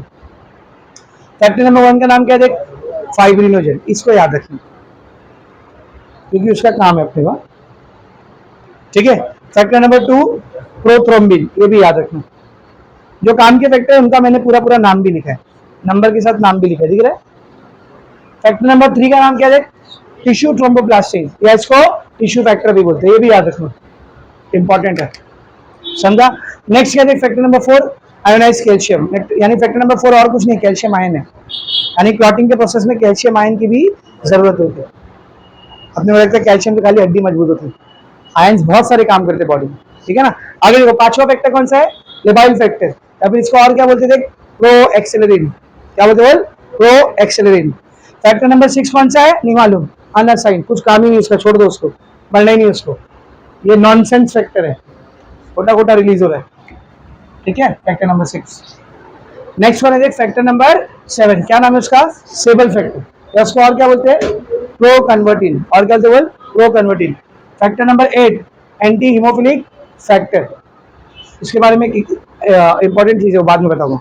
नेक्स्ट कौन सा देख, फैक्टर नंबर 9, इसका नाम है प्लाज्मा थ्रोम्बोप्लास्टिन कंपोनेंट, या इसी का एक और नाम है क्रिसमस फैक्टर, और एक नाम क्या है इसका, क्रिसमस फैक्टर। ये दोनों के बारे में एक्स्ट्रा डिटेल है, वो लास्ट में दूंगा मैं आपको, ठीक है ना, 8वीं और 9वीं। नहीं दिया तो मेरे को याद दिलाना सर, आप कुछ बताने वाले थे, भूल गए, ठीक है ना। आगे नेक्स्ट क्या है, 10वां स्टुअर्ट पावर फैक्टर, क्या नाम है उसका, स्टुअर्ट पावर फैक्टर। 11वां प्लाज्मा थ्रोम्बोप्लास्टिन एंटीसीडेंट। 12वां लिगामेंट फैक्टर। 13वां फाइब्रिन स्टेबलाइजिंग फैक्टर। ऐसे टोटल 1 to 13 12 फैक्टर है, ये हमारे ब्लड में ही मौजूद होते हैं, कहीं बाहर से अंदर जा रहे करे, ब्लड में ही मौजूद है, और पूरे क्लॉटिंग प्रोसेस को करा रहे। देखते हैं कैसा होता है। तो सबसे पहले इंट्रिंसिक पाथवे देखते हैं। इंट्रिंसिक मतलब अंदर खून की नस कट गई, तो जैसे ही खून की नस कटती है, सबसे पहले कौन सा फैक्टर पिक्चर में आता है, फैक्टर नंबर 12, क्या नाम है उसका, लिगामेंट फैक्टर। कट लगते ही लिगामेंट फैक्टर एक्टिव हो जाता है, यानी काम करने। अभी फुकट ऐसे घूम रहा था, अब क्या कर रहा है, काम कर रहा है। तो 12 लिखा है मतलब इनएक्टिव, 12A लिखा है मतलब एक्टिव हो गया। जैसे ही एक्टिव होता है क्या करता है, फैक्टर 11 के पास भाग के जाता है, बोले फैक्टर 11, फैक्टर 11 कौन है, फैक्टर 11 प्लाज्मा थ्रोम्बोप्लास्टिन एंटीसीडेंट, ठीक है ना। और इसको क्या कर देता है, बोल एक्टिव कर देता है। यानी हिगामेंट सो रहा था, कट लगा, हिगामेंट उठ गया, गया, उसने देखा प्लाज्मा, ये वाला प्लाज्मा थ्रोम्बोप्लास्टिन एंटीसीडेंट, ये वाला, ये सो रहा था, उसको चमाट लगा के उठाया। अब ये भाग के किसके पास जाएगा, फैक्टर नंबर 9 के पास, क्रिसमस फैक्टर के पास, और उसको क्या करेगा, बोल एक्टिव करेगा। वो किसको एक्टिव करेगा, देख देख, एक एक्टिव हो रहा है तो दूसरा एक्टिव हो रहा है, वो एक्टिव हो रहा है तो तीसरा। जब फैक्टर नंबर 9 एक्टिव होगा तो वो किसको एक्टिव करेगा, फैक्टर नंबर 10 को। क्या नाम है फैक्टर नंबर 10 का, देख जरा, स्टुअर्ट पावर फैक्टर। अच्छा, इसको एक्टिव करने के लिए ना 3 चीज लगती है, कौन कौन सी, 9 है, मतलब फैक्टर नंबर 9 एक्टिव होना चाहिए। और कौन सा फैक्टर लगता है, देख 8वां फैक्टर, कौन है 8वां फैक्टर, एंटी हीमोफिलिक फैक्टर। और क्या लगता है, फैक्टर नंबर 4, फैक्टर नंबर 4 मतलब कैल्शियम आयन। ये तीनों मिलकर 10वें फैक्टर को क्या करते हैं, एक्टिव करते हैं। हो गया 10वां फैक्टर एक्टिव। अब ये किसके पास जाएगा, फैक्टर नंबर 2 के पास। फैक्टर नंबर 2 करो बेटा, प्रोथ्रोम्बिन, प्लाज्मा में था ना प्रोथ्रोम्बिन नाम का प्रोटीन, याद है, ठीक है ना। तो प्रोथ्रोम्बिन को क्या करेगा, देख एक्टिव करेगा। तो जब तक प्रोथ्रोम्बिन एक्टिव नहीं होता है उसको प्रोथ्रोम्बिन बोलते हैं, लेकिन जब वो एक्टिव हो जाता है तो थ्रोम्बिन। प्रो मतलब पुराना होता है ना, वो बहुत प्रो प्लेयर है, पुराना प्लेयर है, इसको मस्त खेलने आता है। प्रोथ्रोम्बिन पुराना थ्रोम्बिन, एक्टिव हो गया तो थ्रोम्बिन, न्यू थ्रोम्बिन मत बोलना। प्रोथ्रोम्बिन इनएक्टिव था, थ्रोम्बिन बन गया, एक्टिव हो गया। अच्छा, इसको भी एक्टिव करने के लिए क्या क्या लगता है? Factor 10A activated Stuart Prower factor, और फैक्टर नंबर 5 कौन है? फैक्टर नंबर 5 लिबाइल फैक्टर या प्रोएक्सेलेरिन। और क्या लगता है? देख कैल्शियम फैक्टर नंबर 4। ये तीनों मिलकर प्रोथ्रोम्बिन को किसमें बदले? थ्रोम्बिन में। अब ये थ्रोम्बिन किसको एक्टिव करता है? देख फाइब्रिनोजेन नाम के एक फैक्टर को, ये भी कहाँ रहता है? प्लाज्मा में, फैक्टर नंबर 1। इनएक्टिव है तो उसका नाम क्या है? फाइब्रिनोजेन। एक्टिव हो गया तो नाम क्या है? फाइब्रिन। अब मैं आपको एक खास बात बताऊं, ये जो फाइब्रिनोजेन होता है ना, ये प्लाज्मा में सॉल्युबल होता है, यानी प्लाज्मा में डिजॉल्व होता है, दिखेगा नहीं आपको, लेकिन ये जो फाइब्रिन होता है ना, प्लाज्मा में इनसॉल्युबल होता है। कैसा होता है बोल? तो जैसे ही फाइब्रिनोजेन फाइब्रिन में कन्वर्ट हो गया, सोल्यूबल है क्या वो प्लाज्मा में, तो तैरने लगेगा ना प्लाज्मा में अलग होकर। और ये फाइब्रिन नाम ही देख, फाइबर जैसा मिलता है, ये बारीक बारीक फाइबर जैसा होता है, पतले पतले एकदम बारीक बारीक। तो जैसे ये फाइब्रिन प्लाज्मा से अलग होता है, आसपास के प्लेटलेट्स को पकड़ता है। किसको पकड़ता है? प्लेटलेट्स को, थोड़े बहुत आरबीसी को पकड़ता है और अपने अंदर एनमैश कर देता है। ऐसा समझ, मैंने एक जाल बनाया और उसमें कुछ चीजों को फंसा के ऐसा बांध दिया, एक सॉलिड बन के तैयार होगा ना। तो जैसे ये फाइब्रिन एक्टिव होता है, ये फाइब्रिन एक्टिव होता है, क्या करता है? फाइब्रिन फॉर्म्स अ मेश, क्या बनाता है? मैश बनाता है। ब्लू कलर का मैश दिख रहा है, और उसमें क्या करता है? With platelets and other blood cells, किसको ट्रैप कर लेता है उसमें? प्लेटलेट्स को और दूसरे ब्लड सेल्स। और जैसे ही ट्रैप किया, ये एक सॉलिड सब्सटेंस बन जाएगा, एक लंप बन जाएगा। इसी लंप को हम लोग क्या बोलते हैं? ब्लड क्लॉट, या फिर प्लेटलेट प्लग, या फिर थ्रोम्बस। इसी को हम लोग क्या बोलते हैं? बोल, ब्लड क्लॉट, प्लेटलेट प्लग, या फिर थ्रोम्बस। तो देख, ब्लड लिक्विड से क्या बन चुका है? थोड़ा सा सेमी सॉलिड। और जो जहां पर कट लगा रहेगा ना, जिधर पे रप्चर हुआ है, वहां जाकर के क्लॉट क्या करेगा? ऐसा फंस जाएगा, तो ब्लड लॉस क्या हो जाएगा? रुक जाएगा। अगर ये नहीं बनता तो खून बहती जाता, बहती जाता। कब तक? कब तक? जब तक पूरा ब्लड बाहर नहीं आ जाता। अभी यहाँ पे रहेगा कब तक? जब तक ये जो ब्लड वेसल रप्चर हुआ है ना, रप्चर, उसके नए टिश्यू, नए सेल बन के उसको वापस पहले जैसा निकल। समझ में आया? समझा अच्छे से? तो मैंने आपको कौन सा पाथवे पढ़ा है? बोल, इंट्रिंसिक। अभी किसकी बारी? एक्सट्रिंसिक। तो खाली शुरुआत में फर्क है, उसके बाद का तो पूरा सेम है। एक्सट्रिंसिक पाथवे मतलब किसको